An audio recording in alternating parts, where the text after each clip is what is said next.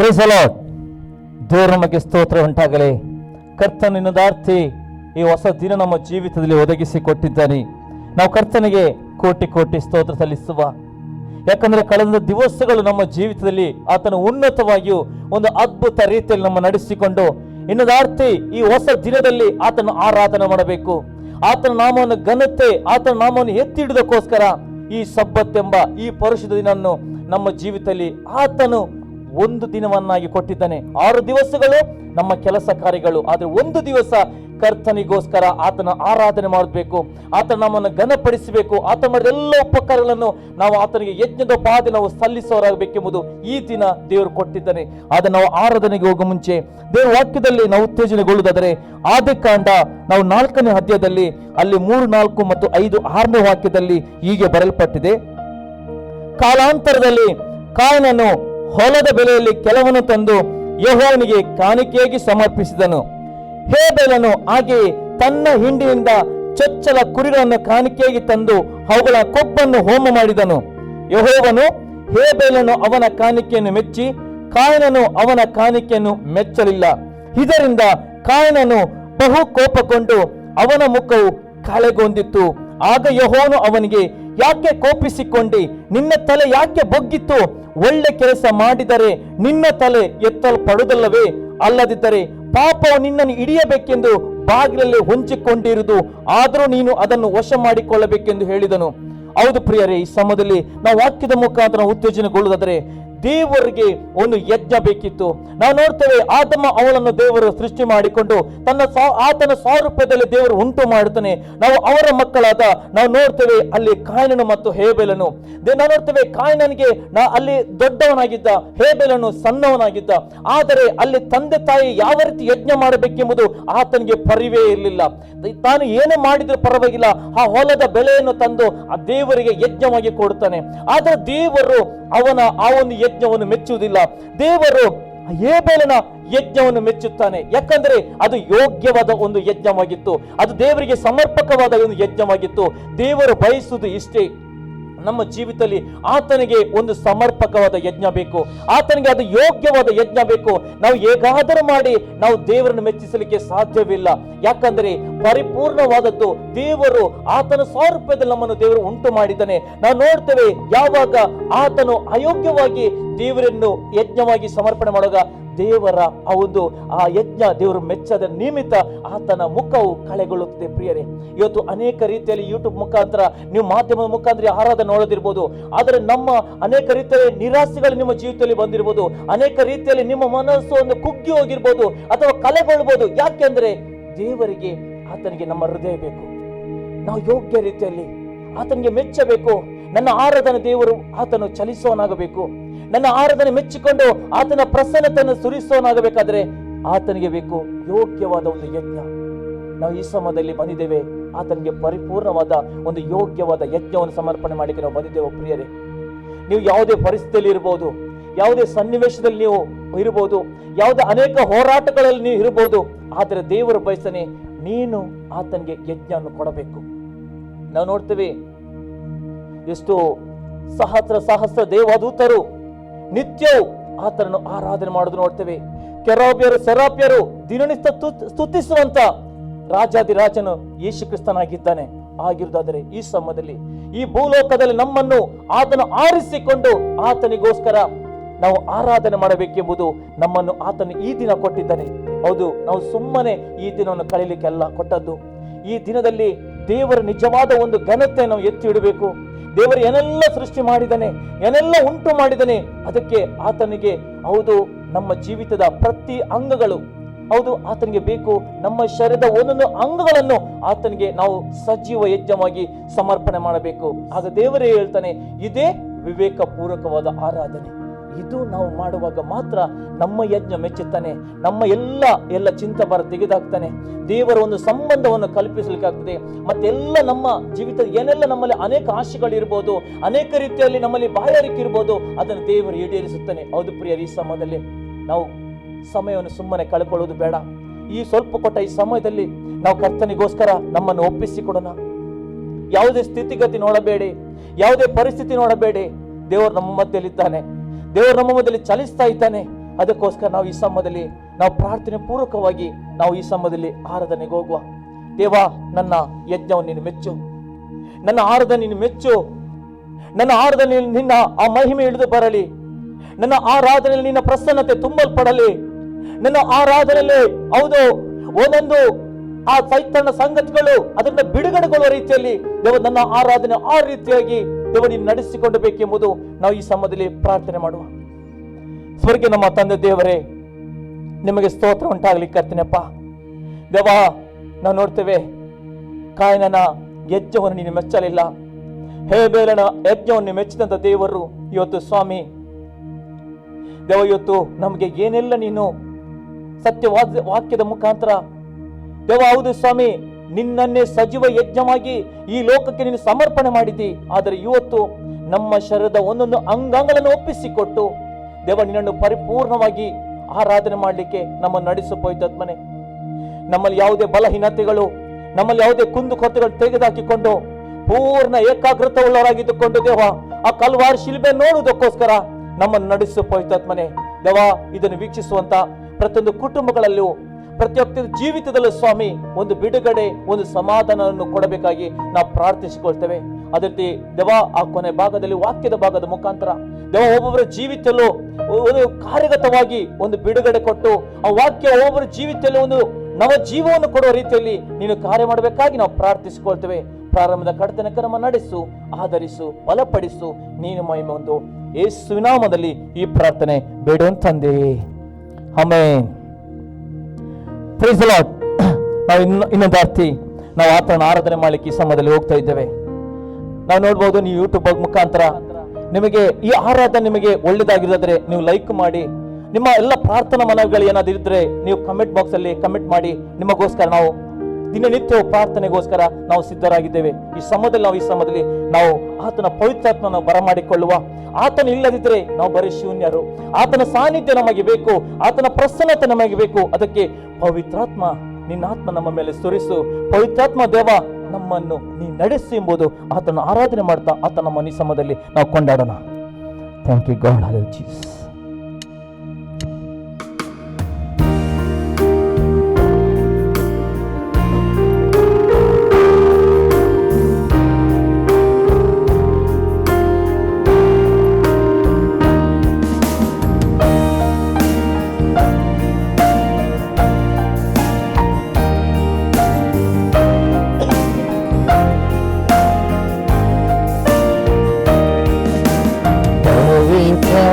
ದೇವ ನಿನ್ನ ಪಾದங்கள் ಸುರಿಸು.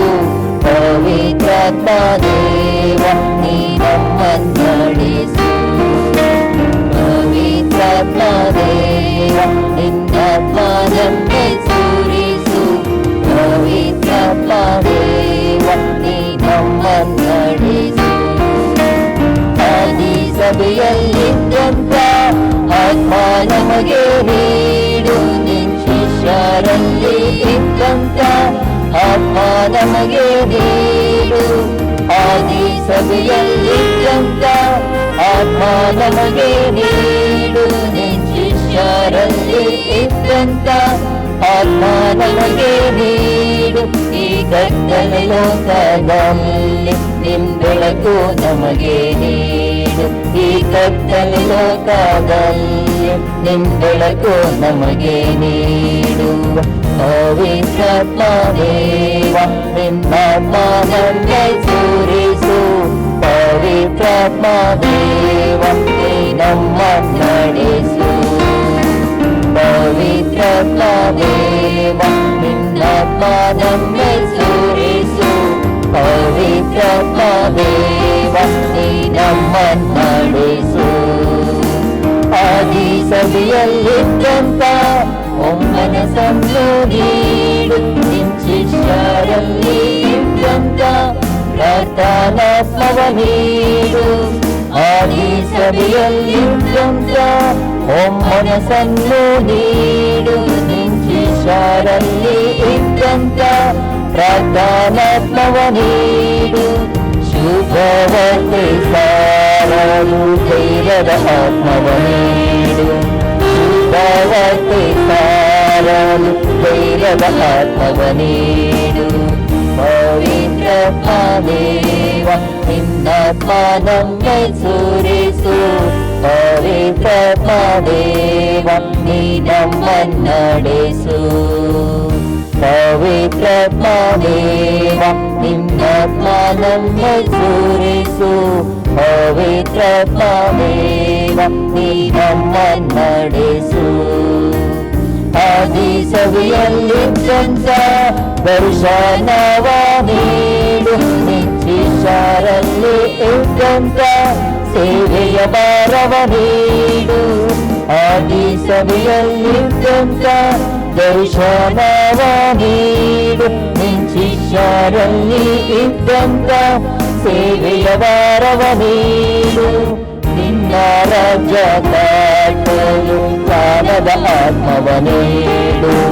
ನಿನ್ನ ರಾಜ್ಯ ದಾಟಲು ಜ್ಞಾನದ ಆತ್ಮವ ನೀಡು. ಪವಿತ್ರಾತ್ಮ ದೇವ ನಿನ್ನಾತ್ಮ ನನ್ನೆ ಸುರಿಸು.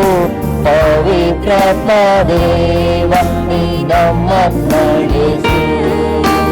ಪವಿತ್ರಾತ್ಮ ದೇವ ನಿನ್ನಾತ್ಮ ನನ್ನೆ ಸುರಿಸು. ಪವಿತ್ರಾತ್ಮ ದೇವ ನೀ ನಮ್ಮನ್ನಡೆಸು. ಆದಿ ಸಭೆಯಲ್ಲಿದ್ದಂತ ಒಮ್ಮನಸನ್ನು ನೀಡು.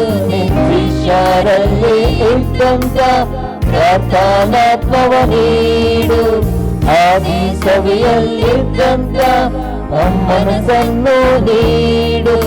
ಶಿಷ್ಯರಲ್ಲಿ ಇದ್ದಂತ ಪ್ರಾರ್ಥನಾತ್ಮವ ನೀಡು. ಶುಭವತೆ ಸಾರಲು ಧೈರ್ಯದ ಆತ್ಮವ ನೀಡು.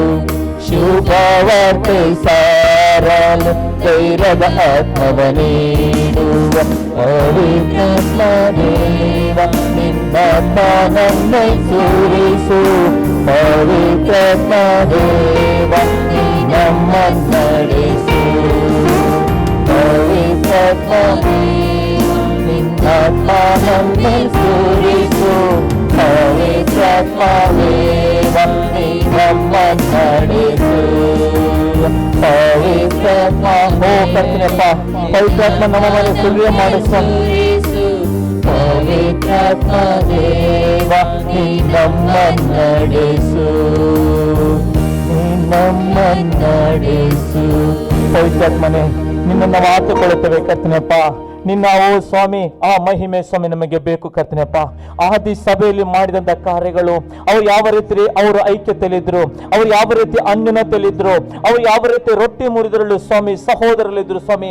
ಅಂತ ಒಂದು ಐಕ್ಯತೆ, ಅಂತ ಒಂದು ಅನ್ಯೋನ್ಯತೆ, ಅಂತ ಒಂದು ಸಂಬಂಧವನ್ನು ಸ್ವಾಮಿ ದೇವ ಈ ದಿನಗಳಲ್ಲಿ ನೀನು ಮಾಡುವಂಥ ದೇವರಾಗಿದ್ದೆ ದೇವ. ಶುಭವಾರ್ತೆ ಸಾರಲು ನಿನ್ನ ಆತ್ಮನ ಬಾಲ ನಮಗೆ ಕೊಡು ಪವಿತ್ರಾತ್ಮನೇ ದೇವ. ಹೌದು ಸ್ವಾಮಿ, ನಿನ್ನನ್ನು ಆರಾಧಿಸ್ತಾ ನಿನ್ನ ಆತ್ಮನಿಂದ ತುಂಬಲ್ಪಡುವಾಗಿದ್ದುಕೊಂಡು ನಮ್ಮನ್ನು ಬಲಪಡಿಸು ಕರ್ತನಪ್ಪ ದೇವ. ಇನ್ನೊಂದು ಆರ್ತಿ ಸ್ವಾಮಿ ದೇವ. ಹೌದು ಸ್ವಾಮಿ, ನಿನ್ನೊಬ್ಬ ನಾವು ಆರಾಧನೆ ಮಾಡ್ತೇವೆ. ಯಾಕಂದ್ರೆ ನಮ್ಮ ಜೀವನದಲ್ಲಿ ನಮ್ಮ ಜೀವಿತದಲ್ಲಿ ಸ್ವಾಮಿ ನಿನ್ನ ನಾವು ನಿನ್ನ ನಾಮವನ್ನು ನಾವು ಕೀರ್ತಿಸಿಕೊಳ್ಳುತ್ತಾ ನಿನ್ನ ನಾಮ ನಿಸ್ಸಂಬದಲ್ಲಿ ಘನಪಡಿಸ್ತೇವೆ ಕರ್ತನಪ್ಪ. ಹೋ thank you god Raja. Hallelujah ರಾಜ. ಯೇಸುವೇ ಕರ್ತನೆ ನಾನು ಕೊಂಡಾಡ್ತೇವೆ. ನೀನು ನನ್ನ ಆಶ್ರಯವಾಗಿದ್ದೆ, ನನ್ನ ದುರ್ಗ, ನನ್ನ ಬಂಡೆ, ನನ್ನ ಜೀವವು ನೀನಾಗಿದ್ದೆ ಪರಿಶುದ್ಧಾತ್ಮನೇ. Thank you God. ಹಲ್ಲೆಲೂಯಾ ರಾಜ. ಯೇಸುವೇ ನಿನಗೆ ಮಹಿಮೆ ಸ್ವಾಮಿ. ಕರ್ತನೇ ನಿನಗೆ ಮಹಿಮೆ ಸ್ವಾಮಿ. Thank you God. Hallelujah. Thank you God. Hallelujah ರಾಜ.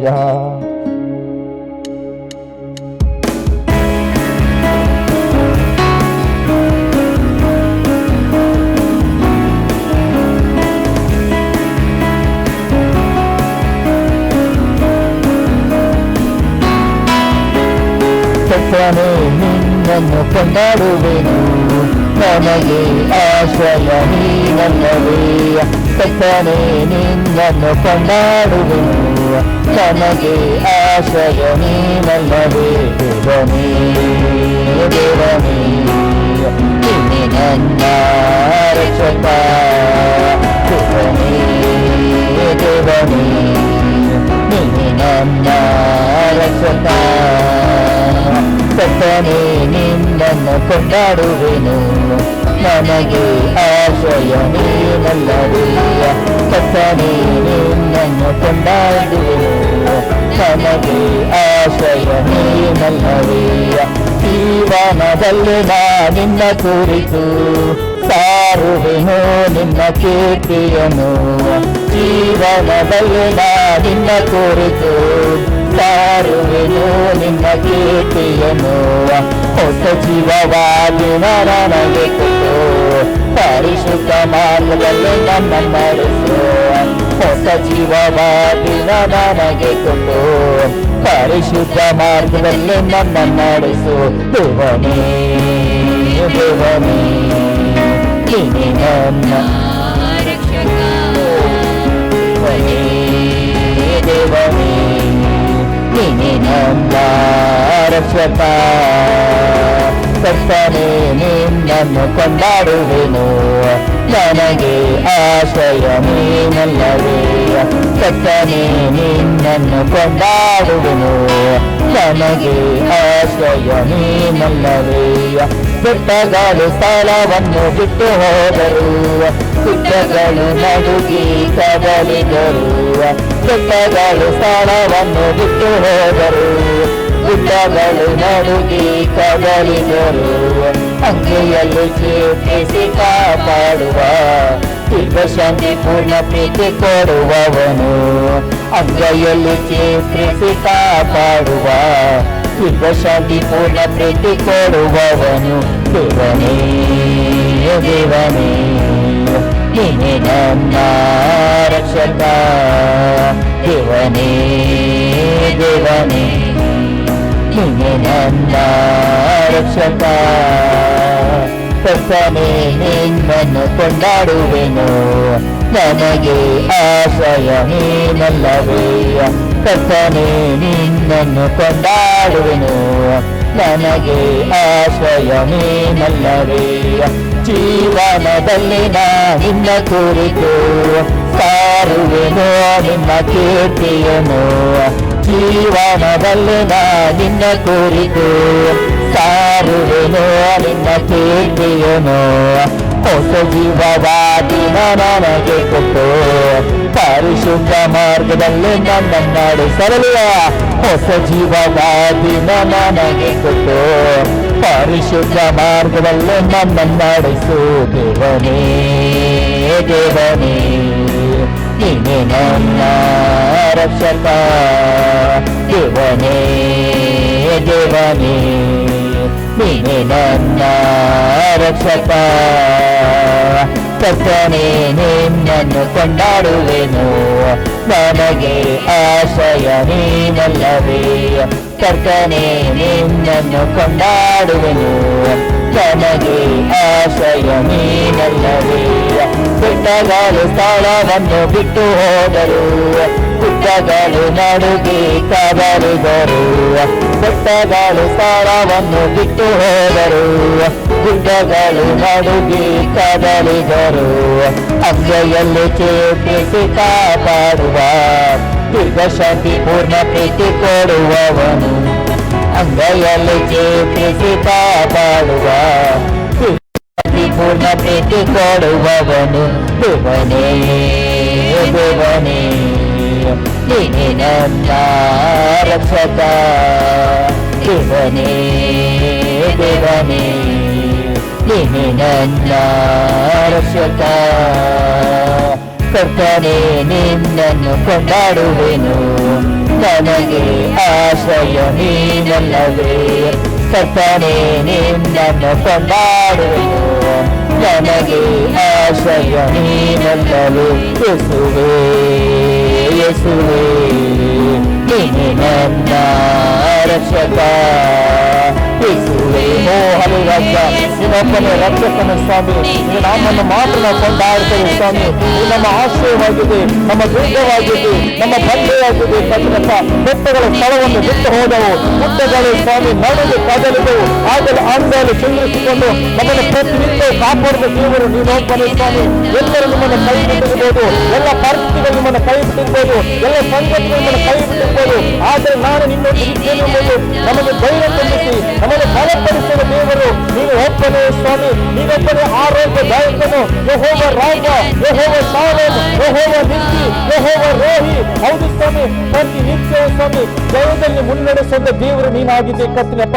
ಅದಕ್ಕೆ ನಾವು ಹೇಳುತ್ತೇವೆ ಕರ್ತನೆ, ನೀನೇ ನಮ್ಮ ಆಶ್ರಯ, ನಮ್ಮ ದುರ್ಗ ನೀನು, ನಮ್ಮ ಬಂಡೆ ನೀನು, ನನ್ನ ಸರ್ವಸ್ವ ನೀನು ಎಂಬುದನ್ನು ಸ್ವಾಮಿ ನೀನು ನಾಮವನ್ನು ಕಂಠಾಘೋಷವಾಗಿ ನಾವು ಆರಾಧಿಸಿಕೊಳ್ಳುತ್ತಾ ನೀನು ನಾಮವನ್ನು ಕೀರ್ತಿಸಿಕೊಳ್ಳುತ್ತೇವೆ ಸ್ವಾಮಿ. ದೇವಾ, ಈ ಕೊನೆಯ ಭಾಗದಲ್ಲಿ ನಾವಿದ್ದೇವೆ ಸ್ವಾಮಿ. ನಮ್ಮ ಕಣ್ಣುಗಳನ್ನು ಮುಚ್ಚಿಕೊಳ್ಳುತ್ತಾ ನಾವು ಆತನನ್ನು ಆತ್ಮದಿಂದಲೂ ಸತ್ಯದಿಂದಲೂ ಈ ಸಮಯದಲ್ಲಿ ನಾವು ಆರಾಧನೆಗೆ ಹೋಗುವಾಗ, ಆತ್ಮನೇ ನಮ್ಮ ಜೊತೆಯಲ್ಲಿ ನೀನು ಬಾ. ಪವಿತ್ರಾತ್ಮನೇ, ನಿನ್ನ ಆತ್ಮ ಸ್ವರೂಪನಾಗಿದ್ದುಕೊಂಡು ನಮ್ಮನ್ನು ತುಂಬಿಸು. ಸ್ತೋತ್ರಗಳ ಯಜ್ಞಗಳನ್ನು ಯಾವ ರೀತಿ ಹೇಬೇಲನು ಹೌದು ಆ ಕುರಿಯಾದ ಯಜ್ಞವನ್ನು ಸಮರ್ಪಿಸಿ ಮೆಚ್ಚುಗೆ ಪಡೆದನು, ಅದೇ ರೀತಿ ನಾವು ಸ್ತೋತ್ರಗಳ ಯಜ್ಞ, ಆರಾಧನೆ ಯಜ್ಞ, ನಾವು ಪ್ರತಿಯೊಂದು ಆರಾಧನೆಯಲ್ಲಿ ಆತನಿಗೆ ಘನವನ್ನು ಸಲ್ಲಿಸುವಂತ ಯಜ್ಞವಾಗಿ ಈ ಸಮಯದಲ್ಲಿ ನಮ್ಮನ್ನು ಕೊನೆಯ ಭಾಗದಲ್ಲಿ ಕಣ್ಣುಗಳ ಮುಚ್ಚಿಕೊಳ್ಳುತ್ತಾ ಆತನ ನಾಮವನ್ನು ಆರಾಧಿಸೋಣ. Thank you god.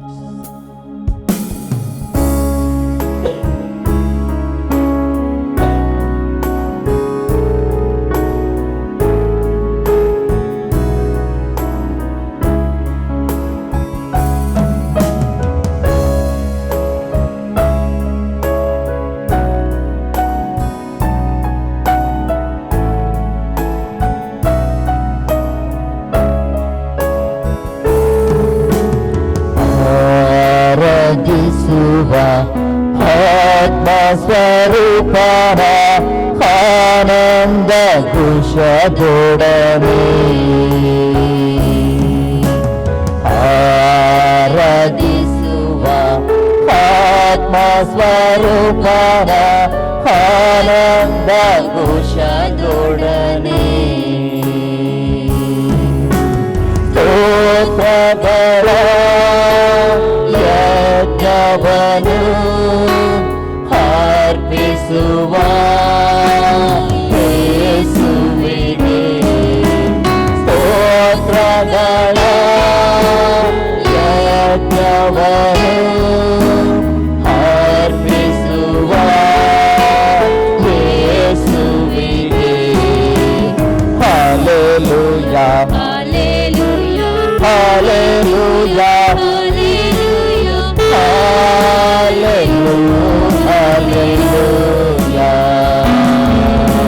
Hallelujah, hallelujah,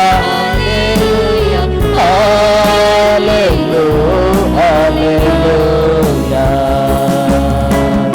ಸರ್ವೋತ್ತಮನು ನಮ್ಮ ದೇವರು, ಸ್ತುತಿ ಸ್ತೋತ್ರಕ್ಕೆ ಎಂದು ಯೋಗ್ಯನು. ಸರ್ವೋತ್ತಮನು ನಮ್ಮ ದೇವರು, ಸ್ತುತಿ ಸ್ತೋತ್ರಕ್ಕೆ ಎಂದು ಯೋಗ್ಯನು. ಸುವರಗಳ ಸುರಿಸುತ್ತಾನೆ, ಸುಕ್ಷೇಮದಿಂದ ಕಾಯುತ್ತಾನೆ. ಸುವರಗಳ ಸುರಿಸುತ್ತಾನೆ, ಸುಕ್ಷೇಮದಿಂದ ಕಾಯುತ್ತಾನೆ. Hallelujah, hallelujah, hallelujah,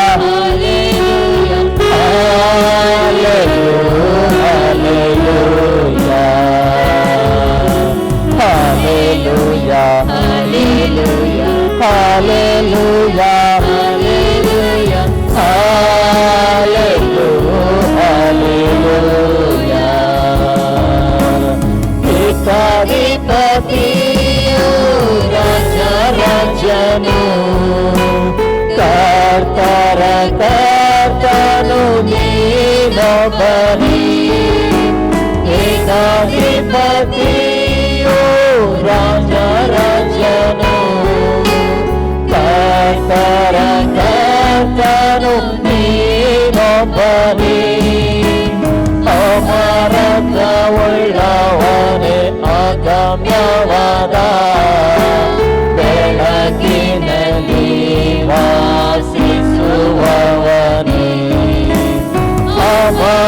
ಸರ್ವಶಕ್ತವುಳ್ಳವನೇ ಅಗಮ್ಯವಾದ ಬೆಳಕಿನಲ್ಲಿ ವಾಸಿಸುವವನೇ. ಹಾಲೆಲೂಯಾ ಹಾಲೆಲೂಯಾ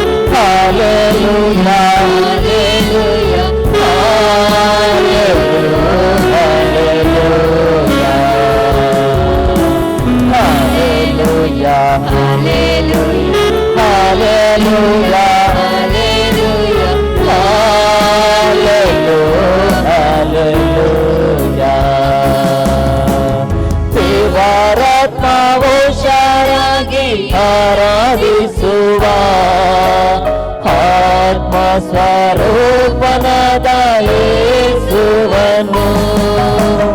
ದೇವರಾತ್ಮವು ಶರಾಗಿ ಆರಾಧಿಸುವ ಆತ್ಮ ಸ್ವರೂಪನಾದ ಯೇಸುವನು. ಆತ್ಮದಿಂದಲೂ ಸತ್ಯದಿಂದಲೂ ಸತ್ಯ ದೇವರನ್ನು ಆರಾಧಿಸುವ. ಆತ್ಮದಿಂದಲೂ ಸತ್ಯದಿಂದಲೂ ಸತ್ಯ ದೇವರನ್ನು ಆರಾಧಿಸುವ.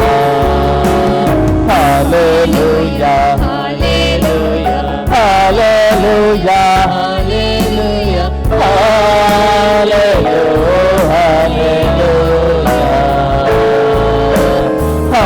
Hallelujah hallelujah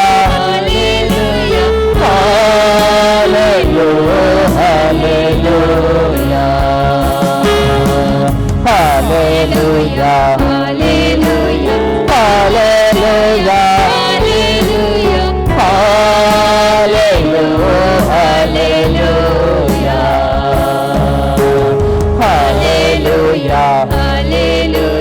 hallelujah, hallelujah, hallelujah, hallelujah. ಆರಾಧಿಸುವ ಆತ್ಮ ಸ್ವರೂಪನ. ಹೌದು ಕರ್ತನೆ, ನಾವು ಆತ್ಮವನ್ನು ಆರಾಧಿಸಬೇಕು ಕರ್ತನಪ್ಪ. ದೇವರತ್ನ ವಶರಾಗಿಕೊಂಡು ಸ್ವಾಮಿ ಸತ್ಯದಿಂದ ಆತ್ಮವನ್ನು ಆರಾಧನೆ ಮಾಡ್ತೇವೆ, ಕೊಂಡಾಡ್ತೇವೆ ಸ್ವಾಮಿ. ದೇವರನ್ನು ಆರಾಧಿಸುವಂತ ಜನಾಂಗವೇ ಜೇಲಲ್ಲಿ ಸ್ವಾಮಿ. ದೇವ ಆರಾಧನೆಯಲ್ಲಿ ಚಲಿಸುವಂತ ದೇವರಾಗಿದ್ದೆ, ಆರಾಧನೆಯಲ್ಲಿ ಬಿಡುಗಡೆ ಮಾಡುವಂತ ದೇವರಾಗಿದ್ದೆ, ಆರಾಧನೆಯಲ್ಲಿ ಅದ್ಭುತ ಮಾಡುವಂತ ದೇವರಾಗಿದೆ ಕರ್ತನಪ್ಪ. ನಮ್ಮ ಆರಾಧನೆ ಮೆಚ್ಚುವಂತ ದೇವರೇ, ನಿನಗೊಬ್ಬರಿಗೆ ಸ್ತೋತ್ರ, ನಿನಗೆ ಸ್ತೋತ್ರಗಳೆಂಬ ಯಜ್ಞವನ್ನು ಸಮರ್ಪಿಸ್ತೇವೆ ಸ್ವಾಮಿ. ಯೇಸುವಿಗೆ ಸ್ತೋತ್ರಗಳ ಯಜ್ಞವನ್ನು ಅರ್ಪಿಸುವೆ ಯೇಸುವಿಗೆ. Thank you god. ರಾಜ ಯೇಸುವೆ ನಮ್ಮ ಆರಾಧನೆಯಲ್ಲಿ ಸ್ವಾಮಿ ಸ್ತೋತ್ರ ಸ್ತೋತ್ರ ಸ್ತೋತ್ರ ಸ್ತೋತ್ರ. ಸಿಂಹಾಸನದಲ್ಲಿರುವ ಆತನಿಗೆ ಸ್ತೋತ್ರ ಉಂಟಾಗಲಿ ಕರ್ತನಪ್ಪ. ರಾಜ ನಮ್ಮ ಆರಾಧನೆ ಬಿಡುಗಡೆ ಮಾಡಿದಕ್ಕಾಗಿ ಸ್ತೋತ್ರ, ನಮ್ಮ ಆರಾಧನೆ ಮೆಚ್ಚಿದಕ್ಕಾಗಿ ಸ್ತೋತ್ರ ಸಲ್ಲಿಸುತ್ತೇವೆ. ನಿನ್ನ ಪ್ರಸನ್ನತೆ ತುಂಬಿದಕ್ಕಾಗಿ ಸ್ತೋತ್ರ ದೇವ, ನಿನಗೆ ಮಹಿಮೆ ಸ್ವಾಮಿ. ಎಲ್ಲ ಘನತೆ ನಿನಗೆ, ಎಲ್ಲ ಮಹತ್ವ ನಿನಗೆ. ಯೇಸು ನಾಮದಲ್ಲಿ ಈ ಪ್ರಾರ್ಥನೆ ಬೇಡುವೆ ತಂದೆ, ಆಮೆನ್. Praise the lord. ದೇವರ ಸ್ತೋತ್ರವಾಗಲಿ. ಇವತ್ತಿನ ಸಂದೇಶಕ್ಕೋಸ್ಕರವಾಗಿ ನಾವು ಕಣ್ಣು ಮುಚ್ಚಿಕೊಂಡು ನಾವು ಪ್ರಾರ್ಥನೆ ಮಾಡೋಣ. ಪರಲೋಕದಲ್ಲಿರುವ ತಂದೆ ದೇವರೇ, ಯೇಸು ಕ್ರಿಸ್ತನ ಪರಿಶುದ್ಧ ನಾಮದಲ್ಲಿ ನಾವು ನಿನ್ನ ಪಾದ ಸನ್ನಿಧಾನಕ್ಕೆ ನಾವು ಬಂದಿದ್ದೇವೆ. ನಾವು ಧ್ಯಾನ ಮಾಡುವಂಥ ಈ ಸಂದೇಶವನ್ನು ನಾವು ಪವಿತ್ರಾತ್ಮನಲ್ಲಿ ಅಭಿಷೇಕಿಸು. ಪವಿತ್ರಾತ್ಮನೇ, ನಾನು ನಿನ್ನನ್ನು ಸ್ವಾಗತಿಸ್ತೇನೆ. ನಮ್ಮ ಮಧ್ಯದಲ್ಲಿದ್ದುಕೊಂಡು ಒಳ್ಳೆಯ ಬೋಧಕನಾಗಿದ್ದುಕೊಂಡು ಈ ವಾಕ್ಯದ ಮುಖಾಂತರ ನಿನ್ನ ಜನರ ಸಂಗಡ ಮಾತನಾಡು. ಪವಿತ್ರಾತ್ಮನೇ, ಈ ವಾಕ್ಯ ಕೇಳುವ ಪ್ರತಿಯೊಂದು ಆತ್ಮಗಳಿಗೆ ಜೀವವನ್ನು, ಪ್ರೋತ್ಸಾಹವನ್ನು, ಭಕ್ತಿ ಅಭಿವೃದ್ಧಿಯನ್ನು ಉಂಟು ಮಾಡಬೇಕು ನಾನು ಬೇಡಿಕೊಳ್ತೇನೆ ಯೇಸು ಕ್ರಿಸ್ತ ನಾಮದಲ್ಲಿ, ಆಮೇನ್. ಇವತ್ತು ಧ್ಯಾನ ಮಾಡ್ತೇವೆ 1ನೇ ಅರಸನ ಪುಸ್ತಕ 3ನೇ ಅಧ್ಯಾಯದಲ್ಲಿ 4 ಮತ್ತು 5ನೇ ವಾಕ್ಯ. 1 Kings chapter 3 verse 4 and 5. ಅರಸನಾದ ಸೊಲೊಮೋನನು ಯಜ್ಞ ಮಾಡೋದಕ್ಕೋಸ್ಕರ ಪೂಜಾ ಸ್ಥಳಗಳಲ್ಲಿ ವಿಶೇಷವಾಗಿದ್ದ ಗಿಬೋನಿಗೆ ಹೋಗಿ ಅಲ್ಲಿನ ವೇದಿಯ ಮೇಲೆ ಸಹಸ್ರ ಯಜ್ಞಗಳನ್ನು ಸಮರ್ಪಿಸಿದಾಗ ದೇವರ ಯೆಹೋವನು ಆ ರಾತ್ರಿ ಕನಸಿನಲ್ಲಿ ಅವನಿಗೆ ಕಾಣಿಸಿಕೊಂಡು, ನಿನಗೆ ಯಾವ ವರ ಬೇಕು ಕೇಳುಕೋ ಎಂದು ನಾವು ನೋಡ್ತೇವೆ. ಇಲ್ಲಿ ನಾವು ನೋಡ್ತೇವೆ ಸೊಲೊಮೋನನು ಪ್ರೇರೆ ದೇವರಿಗೆ ಸಹಸ್ರ ಯಜ್ಞಗಳು ಸಮರ್ಪಿಸಿದ ನಂತರ ದೇವರು ಅವನಿಗೆ ಕನಸಲೆ ಕಾಣಿಸ್ಕೊಂಡು ನಿನಗೆ ಯಾವ ವರ ಬೇಕೆಂದು ಕೇಳಿಕೊಂಡವನು ಎಂಬುದನ್ನು ನೋಡ್ತೇವೆ. ಇವತ್ತು ಈ ವಾಕ್ಯದ ಅರ್ಥವಾಗಿದೆ. ಇವತ್ತು ಅನೇಕರು ನೀವು ಪ್ರಾರ್ಥನೆ ಮಾಡುತ್ತೀರಿ, ನಿಮಗೆ ಆರ್ಥಿಕವಾದ ಆಶೀರ್ವಾದಕ್ಕೋಸ್ಕರ, ಅಥವಾ ಸಾಲದಿಂದ ಬಿಡುಗಡೆಗೋಸ್ಕರ, ಅದೆಲ್ಲ ಕಷ್ಟದಿಂದ ಬಿಡುಗಡೆಗೋಸ್ಕರ, ಅಥವಾ ಕೆಲವೊಂದು ನಿಮ್ಮ ವ್ಯಕ್ತಿಗತ ಕೆಲವೊಂದು ಪ್ರಾರ್ಥನೆಗೋಸ್ಕರ, ಕೆಲವು ವರಗಳಿಗೋಸ್ಕರ, ಅಥವಾ ಕೆಲವೊಂದು ನಿಮ್ಮ ಅಗತ್ಯಕ್ಕೋಸ್ಕರ ಪ್ರಾರ್ಥನೆ ಮಾಡ್ತಾ ಇದ್ದೀರಿ. ಅದು ಇನ್ನೂ ನಿಮ್ಮ ಪ್ರಾರ್ಥನೆಗೆ ಉತ್ತರ ಬರಲಿಲ್ಲವಾದರೆ ಈ ವಾಕ್ಯದಲ್ಲಿ ನಾವು ಒಂದು ದೃಷ್ಟಾಂತ ನೋಡ್ತೇವೆ. ಏನಂದರೆ ಸೊಲೊಮೋನನು ದೇವರಿಗೆ ಸಹಸ್ರ ಯಜ್ಞ ಅಂದರೆ ಸಹಸ್ರ ಅಂದರೆ ಸಾವಿರಾರು ಯಜ್ಞ ಸಮರ್ಪಣೆ ನಂತರ ದೇವರು ಅವನಿಗೆ ಕನಸಲ್ಲಿ ಕಾಣಿಸ್ಕೊಂಡು ನಿನಗೆ ಯಾವ ವರ ಬೇಕಂತ ಕೇಳಿಕೊಂಡವನು, ಮತ್ತು ಅವನು ಕೇಳಿಕೊಂಡ ವರವನ್ನು ಅಷ್ಟೇ ಅದಕ್ಕಿಂತ ಹೆಚ್ಚಾಗಿ ಅವನಿಗೆ ಆಶೀರ್ವಾದ ಮಾಡೋದನ್ನು ನೋಡ್ತೇವೆ. ಇವತ್ತು ದೇವರ ಆತ್ಮ ಹೇಳ್ತಾನೆ, ಇವತ್ತು ನಿಮಗೆ ದೇವರ ಆಶೀರ್ವಾದ ಬೇಕಾ, ನಿಮ್ಮ ಪ್ರಾರ್ಥನೆ ಉತ್ತರ ಬೇಕಾ, ಅಥವಾ ನೀವು ಕೇಳಿಕೊಂಡ ವರಗಳನ್ನು ದೇವರು ಕೊಡಬೇಕಾ, ಮತ್ತು ನೀವು ಬೇಡಬೇಕಂತಲೂ 2 ಪಟ್ಟು ಸೊಲೊಮೋನ ಕೇಳಿದ ಜ್ಞಾನವರ ಮಾತು ಅವನು ಕೇಳಿದ. ಆ ದೇವರು ಅವನಿಗೆ ಜ್ಞಾನದ ಹೊರೊಟ್ಟಿಗೆ ಆರ್ಥಿಕ ಸಮೃದ್ಧಿ ಕೊಟ್ಟು ಈ ರೀತಿ ನೀವು ಬೇಡದಕ್ಕಿಂತಲೂ ಅತಿ ಹೆಚ್ಚಾಗಿ ಅತಿ ಡಬ್ಬಲ್ ಆಗಿ ನಿಮ್ಗೆ ಕೊಡಬೇಕಾದ್ರೆ ನೀವು ದೇವರಿಗೆ ಸಹಸ್ರ ಯಜ್ಞಗಳನ್ನು ಸಮರ್ಪಿಸುವವರು ಆಗಬೇಕು. ಅದೇ ಸಹಸ್ರ ಯಜ್ಞಗಳು ಸಮರ್ಪಿಸಿದ ಅರ್ಥ ಏನು, ಯಾವ ರೀತಿಯಲ್ಲಿ ನಾವು ಹೊಸ ಒಡಂಬಡಿಕೆಯಲ್ಲಿ ಆ ಯಜ್ಞವನ್ನು ಸಮರ್ಪಿಸುವುದು ಎಂಬುದಾಗಿ ಕೆಲವೊಂದು ವಾಕ್ಯಗಳು ನೋಡಪ್ರೆ. ಮೊದಲನೇ ಯಜ್ಞವಾಗಿದೆ, ದಿನಾಲು ನಮ್ಮ ಶರೀರದ ಅಂಗಾಂಗಗಳನ್ನು ದೇವರಿಗೆ ಸಜೀವ ಯಜ್ಞವಾಗಿ ಅರ್ಪಿಸಿಕೊಡುವರಾಗಬೇಕು. ನಾವು ನೋಡ್ತೇವೆ ರೋಮಾಪುರದವರೆಗಿದ್ದ ಪತ್ರಿಕೆ 12ನೇ ಅಧ್ಯಾಯದಲ್ಲಿ 1ನೇ ವಾಕ್ಯ. ಆದುದರಿಂದ ಸಹೋದರರೇ, ದೇವರ ಕನಿಕರವನ್ನು ನಿಮ್ಮ ನೆನಪಿಗೆ ತಂದು ನಿಮ್ಮನ್ನು ಬೇಡಿಕೊಳ್ಳುವುದೆಂದರೆ ನೀವು ನಿಮ್ಮ ದೇಹಗಳನ್ನು ದೇವರಿಗೆ ಮೀಸಲಾಗಿಯೂ ಮೆಚ್ಚುಗೆಯಾಗಿ ಇರುವ ಸಜೀವ ಯಜ್ಞವಾಗಿ ಅರ್ಪಿಸಿರಿ, ಇದೇ ನಿಮ್ಮ ವಿವೇಕಪೂರ್ವಕದ ಆರಾಧನೆಯು. ಪ್ರಥಮ ಆರಾಧನೆ ಆಗಿದೆ ದೇವರಿಗೆ. ಎಲ್ಲ ಆರಾಧನೆ ಪ್ರಥಮ ಆರಾಧನೆ ಆಗಿದೆ. ನೀವು ಪ್ರತಿದಿನ ಮತ್ತು ಪ್ರತಿ ಗಳಿಗೆ ನಿಮ್ಮ ದೇಹದ ಪ್ರತಿಯೊಂದು ಅಂಗಾಂಗಗಳನ್ನು, ನಿಮ್ಮ ಶರೀರದ ಪ್ರತಿಯೊಂದು ಅಂಗಾಂಗಗಳನ್ನು ಮೀಸಲಾಗಿಯೂ ಮೆಚ್ಚುಗೆಯಾಗಿರುವ ಸಜೀವ ಯಜ್ಞವಾಗಿ ಪರಿಶುದ್ಧವಾದ ರೀತಿಯಲ್ಲಿ ನೀತಿವಂತನೇ ಸಜೀವ ಯಜ್ಞ ಅರ್ಪಿಸಿಕೊಡುವುದೇ ವಿವೇಕಪೂರ್ವಕ ಆರಾಧನೆ. ಇಂಥ ಆರಾಧಕರನ್ನು ದೇವರು 100% ಆಶೀರ್ವಾದವಾಗಿದೆ. ಆರಾಧನೆ ಎಂದರೆ ಬರೀ ಸ್ತುತಿಗಳಿಂದ ಬರೀ ಸ್ತುತಿ ಸ್ತೋತ್ರ ಮಾತ್ರ ಅಲ್ಲ. ಅಪೊಸ್ತಲರು ಅಂತಾರೆ ದೇವರ ಕನಿಕರವನ್ನು ನಿಮ್ಮ ನೆನಪಿಂದ ಬೇಡಿಕೊಳ್ಳು ಎಂದರೆ ನೀವು ನಿಮ್ಮ ದೇಹಗಳನ್ನು ದೇವರಿಗೆ ಮೀಸಲಾಗಿಯೂ ಮೆಚ್ಚುಗೆ ಇರುವ ಸಜೀವ ಅರ್ಪಿಸಿ, ಇದೇ ನಿಮ್ಮ ವಿವೇಕಪೂರ್ವದ ಆರಾಧನೆ. ಅದರ್ಥ ನಿಮ್ಮ ದೇಹದ ಪ್ರತಿಯೊಂದು ಅಂಗಗಳನ್ನು, ನಿಮ್ಮ ನಾಲಿಗೆ, ನಿಮ್ಮ ಕಿವಿ, ಕಣ್ಣು, ಪ್ರತಿಯೊಂದು ಅಂಗಾಂಗಗಳನ್ನು ಪ್ರತಿ ಗಳಿಗೆ ದೇವರಿಗೆ ಮೆಚ್ಚುಗೆ ಆಗುವ ಸಜೀವ ಯಜ್ಞವಾಗಿ ಅರ್ಪಿಸಿಕೊಡುವುದೇ ಇದು ದೇವರಿಗೆ ಮೆಚ್ಚುವ ಆರಾಧನೆ. ಯಾರು ಈ ರೀತಿ ದೇವರಿಗೆ ತಮ್ಮ ದೇಹದ ಅಂಗಾಂಗಗಳನ್ನು ಪ್ರತಿ ಗಳಿಗೆ ಅವರು ಸಜೀವ ಅರ್ಪಿಸಿಕೊಡುತ್ತಾರೋ ಅಂಥ ಆರಾಧನೆ ದೇವರು ಮೆಚ್ಚುತ್ತಾನೆ. ಅಂಥ ಆರಾಧಕ ಇಷ್ಟಾರ್ಥವನ್ನು ದೇವರು ಇರ್ತಾನೆ. ಅಂಥವರಿಗೆ ಶ್ರೇಷ್ಠ ವರಗಳಿಂದ ದಾವೀದನ ಕೀರ್ತನೆ 109 ಕೀರ್ತನೆಯಲ್ಲಿ 4ನೇ ವಾಕ್ಯದಲ್ಲಿ ಅಂಥವರ ಶ್ರೇಷ್ಠ ವರ, ಅಂಥವರ ಆಸೆಯನ್ನು ಪೂರ್ತಿಗೊಳಿಸ್ತಾನೆ. ಅದೇ ಈ ರೀತಿ ದೇವರು ನಿಮ್ಮನ್ನು ಆಶೀರ್ವಾದ ಮಾಡಬೇಕಾದ್ರೆ ದಿನಾಲು ನಿಮ್ಮ ದೇಹದ ಅಂಗಾಂಗಗಳನ್ನು ದೇವರು ನೀತಿಯ ಕೃತ್ಯಗಳನ್ನು ಮಾಡುವ ಸಜೀವ ಯಜ್ಞ ಅರ್ಪಿಸಿಕೊಡುವುದು ಇದು ಒಂದು ಯಜ್ಞವಾಗಿದೆ. 2ನೇ ಯಜ್ಞ ನೋಡ್ತೇವೆ, ವಿಧೇಯತೆಯ ಯಜ್ಞವನ್ನು ದೇವರಿಗೆ ಸಮರ್ಪಿಸಿಕೊಡುವವರು ಆಗಬೇಕು. ನಾವು ನೋಡ್ತೇವೆ 1ನೇ ಸಾಮುವೇಲನ ಪುಸ್ತಕ 15ನೇ ಅಧ್ಯಾಯದಲ್ಲಿ 22 ಮತ್ತು 23ನೇ ವಾಕ್ಯ. ಅದಕ್ಕೆ ಸಾಮುವೇಲನು ಯೆಹೋವನು ವಿಧೇಯತ್ವಕ್ಕೆ ಮೆಚ್ಚುವಷ್ಟು ಯಜ್ಞ ಹೋಮಗಳಿಗೆ ಮೆಚ್ಚುತ್ತಾನೋ, ಯಜ್ಞವನ್ನು ಅರ್ಪಿಸೋಕ್ಕಿಂತ ಮಾತು ಕೇಳುವುದು ಉತ್ತಮವಾಗಿದೆ, ಟಗರುಗಳ ಕೊಬ್ಬಿಗಿಂತ ವಿಧೇಯತೆಯು ವಿಶೇಷವಾಗಿದೆ. ಇಲ್ಲಿ ಸಾಮುವೇಲನು ಸೌಲನು ಹೇಳ್ತಾನೆ, ದೇವರಿಗೆ ಬೇಕು ವಿಧೇಯತೆ ಎಂಬ ಯಜ್ಞ. ಎಲ್ಲ ಯಜ್ಞಗಳು ಅತಿ ಶ್ರೇಷ್ಠವಾದ ಯಜ್ಞ ಒಂದು ಆಗಿದೆ. ನಿಮ್ಮ ದೇಹದ ಅಂಗಾಂಗಗಳನ್ನು ದೇವರಿಗೆ ಪ್ರತಿ ಗಳಿಗೆ ಸಜೀವ ಯಜ್ಞ ಅರ್ಪಿಸುವುದು ಒಂದು ಯಜ್ಞವಿದೆ. ಇನ್ನೊಂದು ಯಜ್ಞ ಇದೆ, ದೇವರ ಪ್ರತಿಯೊಂದು ಆಜ್ಞೆಗಳಿಗೆ ವಿಧೇಯರಾಗುವುದು.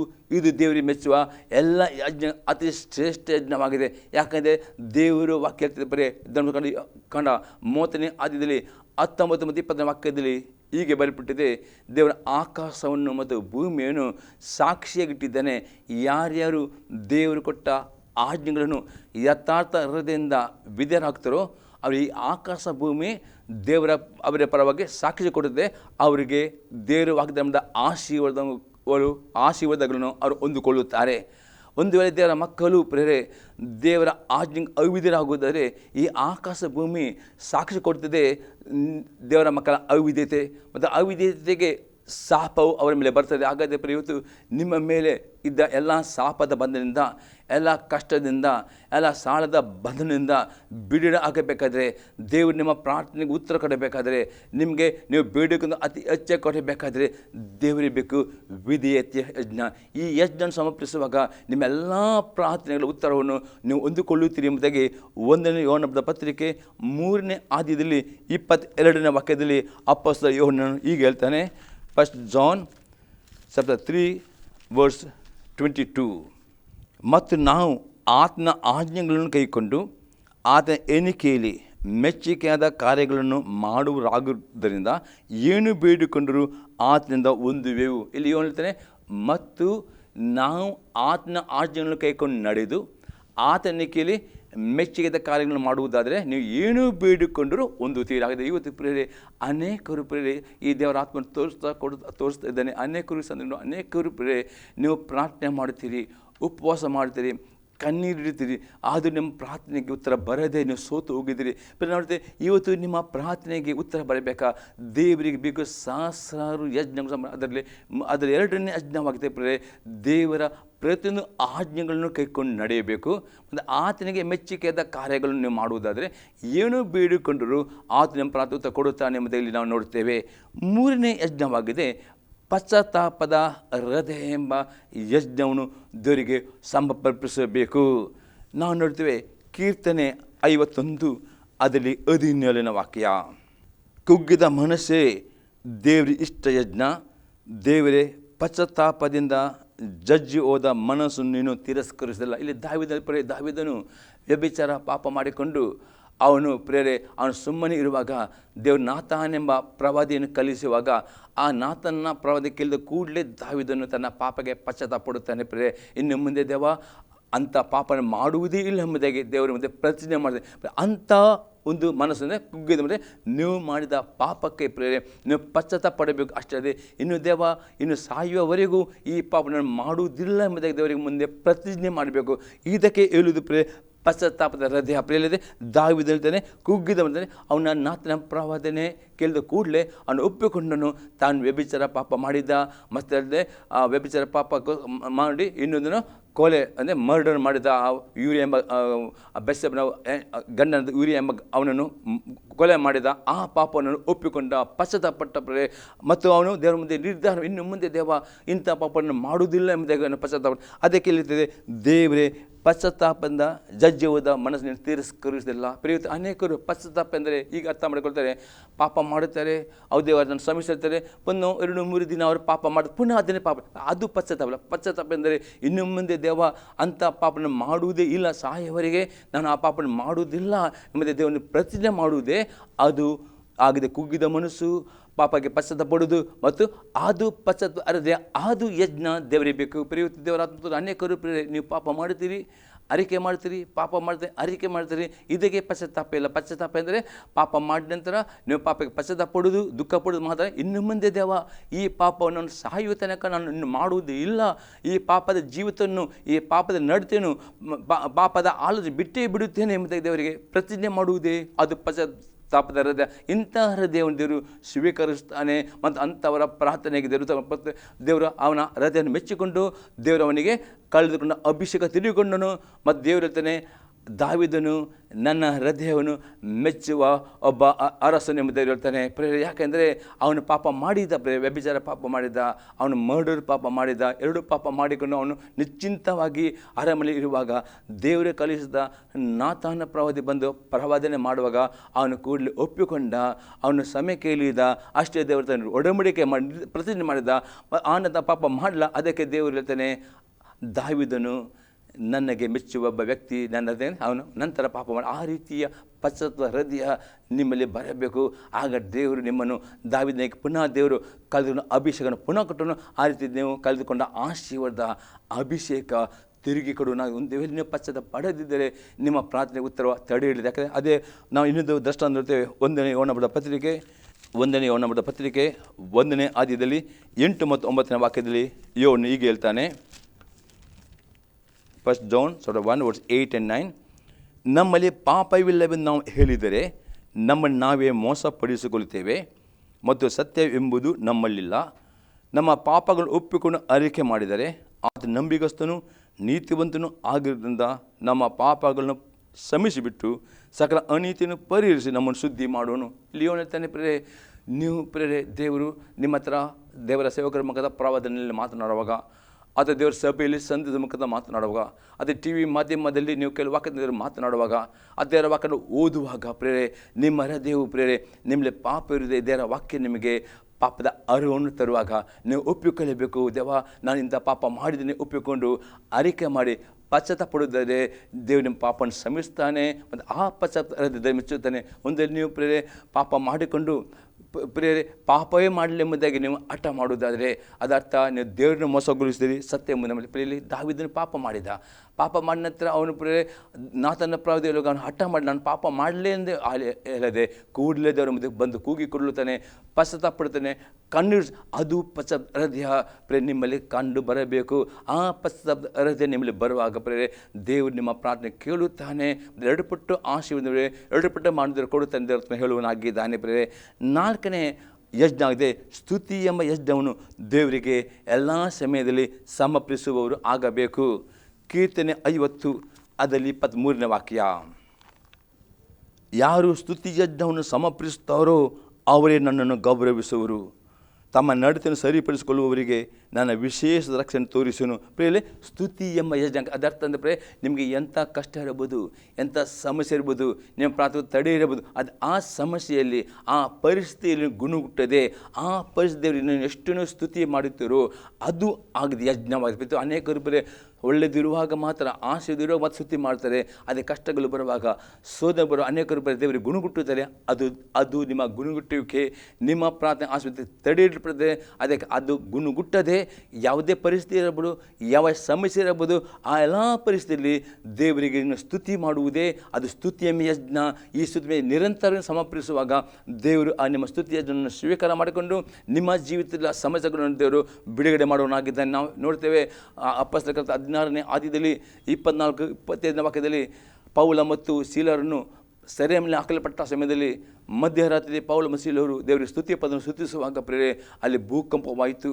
ಅವರೇ ಬೇಡ ಕಲಿಸಿ ಆ ರೀತಿಯ ಪ್ರೇರೆ ನೀವು ನಿಮ್ಮ ಎಲ್ಲ ಪರಿಸ್ಥಿತಿಯಲ್ಲಿ ಒಳ್ಳೆಯದಿರುವಾಗಲೂ ಕಷ್ಟ ಇರೋಗೂ ಆ ಎಲ್ಲ ಪರಿಸ್ಥಿತಿಯಲ್ಲಿ ದೇವರು ಸ್ತುತಿಸುವಾಗ, ಸ್ತುತಿಯ ಯಜ್ಞವನ್ನು ನಿರಂತರ ಸಮರ್ಪಿಸುವಾಗ ದೇವರು ಪ್ರೇರೆ ಭೂಕಂಪ ಮಾಡಿ ಎಲ್ಲ ನಿಮ್ಮ ಬಂಧನದಿಂದ ದೇವರು ಬಿಡುಗಡೆಯಾಗಿದ್ದೇನೆ.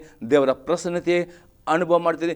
ದೇವರು ನಿಮ್ಮ ಹತ್ತಿರ ನಿಮ್ಮ ಪ್ರಾರ್ಥನೆ ಉತ್ತರ ಕೊಡೋನಾಗಿದೆ. ಇದು ಅನೇಕರು ಪ್ರೇರೆ ಪ್ರಾರ್ಥನೆ ಮಾಡುತ್ತೀರಿ, ಆದರೆ ಪ್ರಾರ್ಥನೆ ಮಾಡಿ ಉತ್ತರ ಬರಲ ಸಮಯದಲ್ಲಿ ಅವರು ಗುಣಗುಟ್ಟುತ್ತಾರೆ. ಪ್ರೇ ಆ ಗುಣಗುಟ್ಟಿಗೆ ಪ್ರೇರೆ ನಿಮ್ಮ ಪ್ರಾರ್ಥನೆ ತಡೆ ಇಡುತ್ತೆ. ಅದಕ್ಕೆ ಬದಲಾಗಿ ಸ್ತುತಿಯ ಯಜ್ಞ ಸಮರ್ಪಿಸಿ ಇದು ದೇವರಿಗೆ ಮೆಚ್ಚುವ ಆರಾಧನೆ ಆಗಿದೆ, ಮೆಚ್ಚುವ ಯಜ್ಞ ಆಗಿದೆ ಮೇಲೆ ದಾವೀದನು ಹೇಳ್ತಾನೆ. ಆಗಿದ್ದೇನೆ ಯಜ್ಞ ನೋಡ್ತೇವೆ, ಕಾಣಿಕೆ ಎಂಬ ಯಜ್ಞವನ್ನು ದೇವರಿಗೆ ಸಮರ್ಪಿಸುವವರು ಆಗಬೇಕು. ಫಿಲಿಪ್ಪಿಯವರಿಗೆ ಬರೆದ ಪತ್ರಿಕೆ 4ನೇ ಅಧ್ಯಾಯದಲ್ಲಿ 18 ಮತ್ತು 19ನೇ ವಾಕ್ಯ, ಎಪಫ್ರೊದಿತನ ಕೈಯಿಂದ ನೀವು ಕೊಟ್ಟು ಕಳುಹಿಸುವುದು ನನಗೆ ತಲುಪಲಾಗಿ ನಾನು ತುಂಬಿ ತುಳುಕಿದವನಾಗಿದ್ದೇನೆ. ಅದು ದೇವರಿಗೆ ಮೆಚ್ಚುಗೆ ಆದದು, ಸುಗಂಧ ವಾಸನೆಯೇ ಇಷ್ಟ ಯಜ್ಞವೇ. ಪ್ರೇ ನೋಡ್ತೇವೆ ಅಪೊಸ್ತಲ ಪೌಲ ನೋಡ್ತೇನೆ. ಆ ಅಪೊಸ್ತಲ ಪೌಲನು ಕೊರತೆಯಲ್ಲಿ ಇರುವಾಗಲೂ ಪ್ರೇ ಅವನು ಯಾರಿಗೂ ಅವನ ಕೊರತೆ ಬಗ್ಗೆ ಹೇಳಲಿಲ್ಲ. ಅವನೆಲ್ಲ ಕೊರತೆ ಎಲ್ಲ ಸಮಯ ಅವನು ಅಡ್ಜಸ್ಟ್ ಮಾಡಿ ಜೀವಿಸುವ ಒಬ್ಬ ಸೇವಕನು. ಅಂದರೆ ಆ ಸಮಯದಲ್ಲಿ ಎಪಫ್ರೊದಿತ ಎಂಬವನು ಅಪೊಸ್ತಲ ಪೌಲನಿಗೆ ಕೊಟ್ಟ ಕಾಣಿಕೆಯನ್ನು ಅಪೊಸ್ತಲ ಪೌಲನು ತೆಗೆದುಕೊಳ್ಳುತ್ತೆ. ಇದು ದೇವರಿಗೆ ಮೆಚ್ಚುವ ಸುಗಂಧದ ವಾಸನೆ ಇಷ್ಟ ಯಜ್ಞ. ಇವತ್ತು ನಿಮ್ಮ ಜೀವಿತದಲ್ಲಿ ದೇವರು ಆರ್ಥಿಕ ಕ್ಷೇತ್ರಕ್ಕೆ ಬಿಡುಗಡೆ ಕೊಡಬೇಕಾ, ಆರ್ಥಿಕತೆಯಲ್ಲಿ ನಿಮಗೆ ನೀಗಿಸಬೇಕಾ? ಇಲ್ಲಿ ಅಪೊಸ್ತಲ ಪೌಲನು ದೇವರ ಸೇವಕರಿಗೆ ಅವರು ದೇವರ ಸೇವಕರು ದೇವರ ಸೇವೆ ಮಾಡೋದಕ್ಕೋಸ್ಕರವಾಗಿ ಅವರಿಗೆ ದೇವರ ಮಕ್ಕಳಿಂದಲೇ ಅವರಿಗೆ ಅವರ ಜೀವನದ ಅವರಿಗೆ ಎಲ್ಲ ಅಗತ್ಯ ಒದಗಿಸಿ ಸಿಗಬೇಕು. ಅದಕ್ಕೋಸ್ಕರ ಆ ದೇವರ ಸೇವಕರು ಸೇವೆ ಮಾಡುವ ಸೇವಕರಿಗೆ, ನಿಮ್ಮ ಸಭಾಪಾಲಕರಿಗೆ ನಿಮ್ಮ ದಶಮಾಂಶ ಬಿಟ್ಟು ಎಕ್ಸ್ಟ್ರಾವಾದ ಒಂದು ಕಾಣಿಕೆಯನ್ನು ಸ್ಯಾಕ್ರಿಫೈಸ್ ಮಾಡಿ ಕೊಡುವಾಗ ಅದು ದೇವರಿಗೆ ಮಿಶ್ರವಾದ ಇಷ್ಟವಾದ ಯಜ್ಞ. ಆಗ 19ನೇ ವಾಕ್ಯ, ನನ್ನ ದೇವರು ಕ್ರಿಸ್ತ ಯೇಸುವಿನ ಮೂಲಕ ತನ್ನ ಪ್ರಭಾವದ ಐಶ್ವರ್ಯಕ್ಕಾಗಿ ನಿಮ್ಮ ಪ್ರಜ್ಞೆ ಕೊರತೆ ನೀಗಿಸನು. ಅನೇಕರು ಆರ್ಥಿಕ ಕೊರತೆಯಲ್ಲಿರುತ್ತಾರೆ. ನಿಮ್ಮ ಕೊರತೆ ನೀಗಲು ಪಡಬೇಕಾದ್ರೆ ದೇವರು ಕೊಡುವ ದಶಮಾಂಶ ಎಂದು 10 ಭಾಗ ಕಾಣಿಕೆ ಒಂದು ತ್ಯಾಗ ಮಾಡಿಕೊಂಡು ನಿಮ್ಮ ದೇವರ ಸೇವಕರಿಗೆ ನೀವು ಕೊಡುವುದೇ ಅದು ಸ್ಯಾಕ್ರಿಫೈಸ್ ಕೊಡೋ ಕಾಣಿಕೆ. ಆ ಕಾಣಿಕೆ ದೇವರು ಮೆಚ್ಚುತ್ತಾನೆ ಮತ್ತು ದೇವರು ನಿಮ್ಮ ಕೊಂದು ನೀಗಿಸ್ತಾನೆ. ಇದು ಯಜ್ಞ ದೇವರಿಗೆ ಮೆಚ್ಚುವ ಯಜ್ಞವಾಗಿದೆ. ಯಾರು ಈ ಯಜ್ಞ ಸಮರ್ಪಿಸ್ತಾರೋ ನಿಮ್ಮ ಆರ್ಥಿಕ ಸ್ಥಿತಿಯಲ್ಲಿ ಬಿಡುಗಡೆ, ನಿಮ್ಮ ಸಂಬಳದಲ್ಲಿ ಇನ್ಕ್ರಿಮೆಂಟ್ ಬರ್ತದೆ, ನಿಮ್ಮ ಅಗತ್ಯತೆಗಳು ಅದ್ಭುತವಾಗಿ ಒದಗಿಸಿಕೊಡುವನಾಗಿದೆ ಪ್ರೇರೆ. ಇನ್ನದು 6ನೇ ಯಜ್ಞ ನೋಡ್ತೇವೆ, ದಾನ ಧರ್ಮ ಎಂಬ ಯಜ್ಞವನ್ನು ದೇವರಿಗೆ ಸಮರ್ಪಿಸುವವರು ಆಗಬೇಕು. ಇಬ್ರಿಯವರಿಗೆ ಬರೆದ ಪತ್ರಿಕೆ 13ನೇ ಅಧ್ಯಾಯದಲ್ಲಿ 16ನೇ ವಾಕ್ಯ, ಇದಲ್ಲದೆ ಪರೋಪಕಾರವನ್ನು ಧರ್ಮ ಮಾಡುವುದನ್ನು ಮರೆಯಬೇಡಿರಿ, ಇವೇ ದೇವರಿಗೆ ಸಮರ್ಪಕವಾದ ಯಜ್ಞಗಳು. ಅಪೊಸ್ತಲ ಪೌಲನು ಇದು 3ನೇ ತಂದು ಒಂದು ಆಗಿದೆ. ನಿಮ್ಮ ಆದಾಯದಲ್ಲಿ ಫಸ್ಟ್ ದೇವರು ಕೊಡು ದಶಮ ಭಾಗವಾಗಿದೆ, ಅದು 10ನೇ ಭಾಗ. ಕಾಣಿಕೆ 2nd ಭಾಗವಾಗಿದೆ. ಇದು 3ನೇ ಭಾಗ. ಇನ್ನೂ ಎಕ್ಸ್ಟ್ರಾವಾಗಿ ಪ್ರೇರಣೆ ಪರೋಪಕಾರ ಮಾಡುವುದು, ದೇವರ ಸೇವೆಗೆ, ದೇವರ ಸೇವೆ ಕಡೆ ದಾನ ಧರ್ಮ ಮಾಡುವುದು, ಇದು ದೇವರಿಗೆ ಸಮರ್ಪಕವಾದ ಯಜ್ಞಗಳಾಗುತ್ತದೆ. ದಶಮಾಂಶ ದೇವರಿಗೆ ಕೊಡಲೇಬೇಕು. ಕಾಣಿಕೆ ಇಂದು ಸ್ಯಾಕ್ರಿಫೈಸ್ ಆಗಿದೆ. ಇನ್ನೂ ನೀವು ದೇವರ ಸೇವೆಗೋಸ್ಕರವಾಗಿ, ದೇವರ ಸಭೆಯ ಅಭಿವೃದ್ಧಿಗೋಸ್ಕರವಾಗಿ, ಚಾರಿಟೇಬಲ್ ವರ್ಕ್ಗೋಸ್ಕರವಾಗಿ ಇದಕ್ಕೆಲ್ಲ ಕೊಡುವ ಪರೋಪಕಾರ ಆಗುವುದು, ದಾನ ಧರ್ಮ ಮಾಡುವುದು ಆಗಬಹುದು. ದೇವರ ಮಕ್ಕಳ ಕೊರತೆಯಲ್ಲಿ ಬಿದ್ದಿರುವ ಅವರ ಸಹಾಯ, ಇದೆಲ್ಲ ಪ್ರೇರೆ ದೇವರು ಮೆಚ್ಚುವ ಯಜ್ಞಗಳು. ಈ ಯಜ್ಞಗಳು ದೇವರು ಯಾವ ಸಮರ್ಪಣೆ ಮಾಡುತ್ತಿರೋ ಪ್ರೇರೆ ದೇವರು ಪರಲೋಕ ದ್ವಾರ ತೆರೆದುಕೊಂಡು ನಿಮಗೆ ಸ್ಥಳ ಇಲ್ಲರಾದಷ್ಟು ಆರ್ಥಿಕ ಸಮೃದ್ಧಿ ಕೊಡುತ್ತಾನೆ. ಆರ್ಥಿಕ ಕ್ಷೇತ್ರದಲ್ಲಿ ನಿಮಗೆ ಬಿಡುಗಡೆ ಬರ್ತದೆ, ನಿಮ್ಮ ಸಂಬಳವು ಡಬಲ್ ಆಗ್ತದೆ, ನಿಮ್ಮ ಸಾಲದ ಬಂಧನ ಮುರಿಯಲು ಪ್ರೇರೆ. ಇಂಥ ಯಜ್ಞಗಳು ಪ್ರೇರೆ ದೇವರು ಮೆಚ್ಚುವವನು ಆಗಿದ್ದಾನೆ ಪ್ರೇರೆ. 7ನೇ ಯಜ್ಞ ನೋಡ್ತೇವೆ, ಆತ್ಮಿಕ ಯಜ್ಞಗಳನ್ನು ದಿನಾಲು ದೇವರಿಗೆ ಸಮರ್ಪಿಸುವವರು ಆಗಬೇಕು. ಪೇತ್ರನ ಬರೆದ 1ನೇ ಪತ್ರಿಕೆ ಅದು 2ನೇ ಅಧ್ಯಾಯದಲ್ಲಿ 5ನೇ ವಾಕ್ಯ, 1 Peter 2:5, ನೀವು ಸಹ ಜೀವವುಳ್ಳ ಕಲ್ಲುಗಳಾಗಿದ್ದು ಆತ್ಮ ಸಂಬಂಧವಾದ ಮಂದಿರವಾಗಲಿಕ್ಕೆ ಕಟ್ಟಲ್ಪಡುತ್ತಾ ಇದ್ದೀರಿ ಮತ್ತು ಯೇಸು ಕ್ರಿಸ್ತ ಮೂಲಕ ದೇವರಿಗೆ ಸಮರ್ಪಕವಾದ ಆತ್ಮೀಯ ಯಜ್ಞಗಳನ್ನು ಸಮರ್ಪಿಸುವುದಕ್ಕೆ ಪವಿತ್ರ ಯಾಜಕ ವರ್ಗದವರಾಗಿದ್ದೀರಿ. ಅಪೊಸ್ತಲನು ಹೇಳ್ತಾನೆ, ಯಾರು ಯೇಸುವನ್ನು ನಂಬಿಕೆಟ್ಟಿದ್ದವನು, ನೀಲಿ ಮುಳುಗಿ ನಂತರಗೊಂಡವನು, ಅವನು ಪವಿತ್ರ ಯಾಜಕನಾಗಿದೆ. ಆ ಯಾಜಕನ ಪ್ರೇರೆ ಯಜ್ಞವಾಗಿದೆ. ಯಾಜಕ ಕೃತ್ಯ ನಾವು ಅಲ್ಲೇ ಮಾಡಿಕೊಳ್ಳಿ. ಯಾಜಕರು ಬೆಳಿಗ್ಗೆ ಮತ್ತು ರಾತ್ರಿ ದೇವರ ಸನ್ನಿಧಾನದಲ್ಲಿ ಅವರು ದೇವರ ಜನರಿಗೋಸ್ಕರ ಪ್ರಾರ್ಥನೆ ಮಾಡುವುದು, ದೇವರ ಸ್ತುತಿ ಸ್ತೋತ್ರ ಸಲ್ಲಿಸುವುದು, ಇದು ಪ್ರೇರೆ ಯಾಜಕರು ಮಾಡುವಂಥ ಸೇವೆ ಇದೆ. ಈ ಸೇವೆಗೆ ಪ್ರತಿಯೊಬ್ಬರು ಕರೆದಿದ್ದಾನೆ. ಯಾರು ಎಷ್ಟು ನಂಬಿಕೆಡುತ್ತಾರೋ, ನೀಲಿ ಮುಳುಗಿ ನಂತರಗೊಳ್ಳುತ್ತಾರೋ ಅವರು ದೇವರು ಆರಿಸಿದ ಪವಿತ್ರ ಯಾಜಕ ವರ್ಗದವರಾಗಿದ್ದಾರೆ. ಅವರು ಮಾಡುವ ಸೇವೆ ಆತ್ಮಿಕ. ಅವ್ರು ದಿನಾಲು ಮುಂಜಾನೆ ಜಾವದಲ್ಲಿ ಸಭೆಗೋಸ್ಕರವಾಗಿ ಆತ್ಮಗಳಿಗೋಸ್ಕರವಾಗಿ ಅವರು ವಿಜ್ಞಾಪನೆ ಮಾಡುವುದು, ಅಷ್ಟೇ ದೇವರಿಗೆ ಸ್ತುತಿ ಸ್ತೋತ್ರ ಸಲ್ಲಿಸುವುದು, ಇದು ಯಾಜಕರ ಕರ್ತವ್ಯ. ನೀವು ದಿನಾಲೂ ಮಾಡುವುದಾದರೆ ಅಂಥ ಪ್ರಾರ್ಥನೆ, ಅಂಥ ದೇವರು ಸ್ವೀಕಾರ ಮಾಡಿಕೊಂಡು ನಿಮ್ಮ ಪ್ರಾರ್ಥನೆಗೆ ದೇವರು ಉತ್ತರ ಕೊಡುವನು ಆಗಿದ್ದಾರೆ. ಇನ್ನೊಂದು ಅದಕ್ಕೆ ವಾಕ್ಯ ನೋಡೋ 1ನೇ ತಿಮೋತಿ ಪುಸ್ತಕ 2ನೇ ಅಧ್ಯಾಯದಲ್ಲಿ 1ರಿಂದ 4ನೇ ವಾಕ್ಯ, 1 ತಿಮೋತಿ 2:1-4, ಎಲ್ಲದಕ್ಕಿಂತ ಮೊದಲು ಮನುಷ್ಯರಲ್ಲಿಗೋಸ್ಕರ ದೇವರಿಗೆ ವಿಜ್ಞಾಪನೆಗಳನ್ನು, ಪ್ರಾರ್ಥನೆಗಳನ್ನು, ಮನವಿಗಳನ್ನು, ಕೃತಜ್ಞತೆಗಳನ್ನು ಮಾಡಬೇಕೆಂದು ಬೋಧಿಸ್ತೇನೆ. ನಮಗೆ ಸುಖ ಸಮಾಧಾನಗಳು ಉಂಟಾಗಿ ನಾವು ಪೂರ್ಣ ಭಕ್ತಿಯಿಂದಲೂ ಗೌರವದಿಂದಲೂ ಕಾಲಕ್ಷೇಪ ಮಾಡುವಂತೆ ಅರಸುಗಳಿಗಾಗಿಯೂ ಎಲ್ಲ ಅಧಿಕಾರಿಗಳಾಗಿಯೂ ವಿಜ್ಞಾಪನೆಗಳನ್ನು ಮಾಡಬೇಕು. ಹಾಗೆ ಮಾಡುವುದು ನಮ್ಮ ರಕ್ಷಕನಾದ ದೇವರ ಸನ್ನಿಧಿಯಲ್ಲಿ ಮೆಚ್ಚುಗೆಯಾಗಿಯೂ ಯೋಗ್ಯವಾಗಿಯೂ ಅದೇ. ಎಲ್ಲ ಮನುಷ್ಯರು ರಕ್ಷಣೆ ಹೊಂದಿ ಸತ್ಯ ಜ್ಞಾನಕ್ಕೆ ಸೇರಬೇಕೆಂಬುದು ಆತನ ಚಿತ್ತವಾಗಿದೆ. ಅಪೊಸ್ತಲ ಪೌಲನು ಹೇಳ್ತಾನೆ, ಆತ್ಮಿಕ ಯಜ್ಞ ಆಗಿದ್ದೇನೆ. ನೀವು ಪ್ರತಿದಿನ ಬೆಳಗಿನ ಜಾವದಲ್ಲಿ, ರಾತ್ರಿ ಮಲಗುವಾಗ, ಕುಟುಂಬ ಪ್ರಾರ್ಥನೆ ಮಾಡುವಾಗ, ಸಭೆಗೆ ಸೇರಿ ನೀವು ಉಪವಾಸ ಪ್ರಾರ್ಥನೆ ಮಾಡುವಾಗ ಎಲ್ಲ ಮನುಷ್ಯರಿಗೋಸ್ಕರ, ಎಲ್ಲ ಅರಸುಗಳಿಗೋಸ್ಕರ, ಎಲ್ಲ ಅಧಿಕಾರಿಗೋಸ್ಕರ ಪ್ರಾರ್ಥನೆ ಮಾಡಬೇಕು. ಅಷ್ಟೇ ಅಲ್ಲದೆ ಎಷ್ಟೋ ಆತ್ಮಗಳು ನಾಶವಾಗ್ತವೆ, ಆತ್ಮರಕ್ಷಣೆಗೋಸ್ಕರ ಪ್ರಾರ್ಥನೆ ಮಾಡಬೇಕು. ಮತ್ತು ಅವರಿಗೆ ಸ್ತುತಿ ಸ್ತೋತ್ರವನ್ನು ಸಲ್ಲಿಸಬೇಕು. ಇದು ಆಗಿದೆ ಯಾಜಕರ ಕೃತ್ಯವಾಗಿದೆ. ಈ ಸೇವೆಯನ್ನು ಯಥಾರ್ಥದಿಂದ ಸಂತೋಷದಿಂದ ಮಾಡುವುದೇ ದೇವರು ಮೆಚ್ಚುವ ಯಜ್ಞವಾಗಿದೆ. ಈ ನಿಮ್ಮ ಪ್ರಾರ್ಥನೆ ದೇವರು ಕೇಳಿಕೊಂಡು ನಿಮ್ಮ ಜೀವಿತದಲ್ಲೂ ಕಾರ್ಯ ದೇವರು ಆಶೀರ್ವಾದ ಕೊಡ್ತಾನೆ ಮತ್ತು ನೀವು ಪ್ರಾರ್ಥನೆ ಮಾಡಿದವರಿಗೂ ಬಿಡುಗಡೆ ಕೊಡ್ತಾನೆ. ಇದು ಯಜ್ಞ ದೇವರು ಸಮರ್ಪಿಸುವಾಗ ದೇವರು ನಿಮ್ಮ ಎಲ್ಲ ಪ್ರಾರ್ಥನೆಗೆ ಉತ್ತರ ಕೊಡುವನಾಗಿದ್ದಾನೆ. ಈಗ ನಾವು 8ನೇ ಸಂಗತಿ ನೋಡ್ತೇವೆ, ವಾಗ್ದಾನಗಳು, ಕೆಲವು ದೃಷ್ಟಾಂತಗಳು ಮತ್ತು ವಾಗ್ದಾನ ನೋಡುತ್ತಾರೆ. ಯಾರು ಈ ರೀತಿ ಸಹಸ್ರ ಸಮರ್ಪಿಸುವಾಗ ದೇವರು ಯಾವ ರೀತಿ ಅವರಿಗೆ ಆಶೀರ್ವಾದ ಮಾಡಿದ್ದಾನೆ ಎಂಬುದನ್ನು ಕೆಲವು ದೃಷ್ಟಾಂತಗಳು ನೋಡುತ್ತಾರೆ. ಅಪೊಸ್ತಲರ ಕೃತ್ಯ 10ನೇ ಅಧ್ಯಾಯದಲ್ಲಿ 1ರಿಂದ 4ನೇ ವಾಕ್ಯ ತನಕ, ಕೈಸರೈಯದಲ್ಲಿ ಇತಾಲಿಯಾದ ಪಟಾಲಮೆನೆನಿಸಿಕೊಳ್ಳುವ ಒಂದು ಪಟಾಲಮಿನ ಶತಾಧಿಪತಿಯಾದ ಕೊರ್ನೆಲ್ಯನೆಂಬ ಒಬ್ಬ ಮನುಷ್ಯನಿದ್ದನು. ಅವನು ಭಕ್ತನು, ತನ್ನ ಮನೆಯವರೆಲ್ಲರ ಸಹಿತವಾಗಿ ದೇವರಿಗೆ ಭಯಪಡುವವನು ಆಗಿದ್ದು ಜನರಿಗೆ ಬಹಳವಾಗಿ ದಾನ ಧರ್ಮ ಮಾಡುತ್ತಾ ದೇವರ ನಿತ್ಯವೂ ಪ್ರಾರ್ಥನೆ ಮಾಡುತ್ತಾ ಇದ್ದನು. ಮಧ್ಯಾಹ್ನದ ವೇಳೆ ಸುಮಾರು 3 ಗಂಟೆಗೆ ಅವನಿಗೆ ಒಂದು ದರ್ಶನ ಉಂಟಾಗಿ ಒಬ್ಬ ದೇವದೂತನು ತನ್ನ ಬಳಿಗೆ ಬಂದು ಕೊರ್ನೆಲ್ಯನೇ ಎಂದು ಕರೆಯುವುದನ್ನು ಅವನು ಪ್ರತ್ಯಕ್ಷವಾಗಿ ಕಂಡನು. ಅವನು ಆ ದೂತನನ್ನು ದೃಷ್ಟಿಸಿ ನೋಡಿ ಬಾಯಿ ಹಿಡಿದವನಾಗಿ, ಏನು ಸ್ವಾಮಿ ಅಂತ ಕೇಳಲು, ದೂತ ಅವನಿಗೆ, ನಿನ್ನ ಪ್ರಾರ್ಥನೆಗಳು ನಿನ್ನ ದಾನ ಧರ್ಮಗಳು ದೇವರ ಮುಂದೆ ಜ್ಞಾಪಕವರ್ತಾಗಿ ಏರಿ ಬಂದವು. ನೋಡ್ತಿಲ್ಲಿ ಕೊರ್ನೆಲ್ಯನು ಪ್ರೇರೆ ಅವನು ದಿನಾಳು ಪ್ರಾರ್ಥನೆ ಮಾಡ್ತಿದ್ದನು.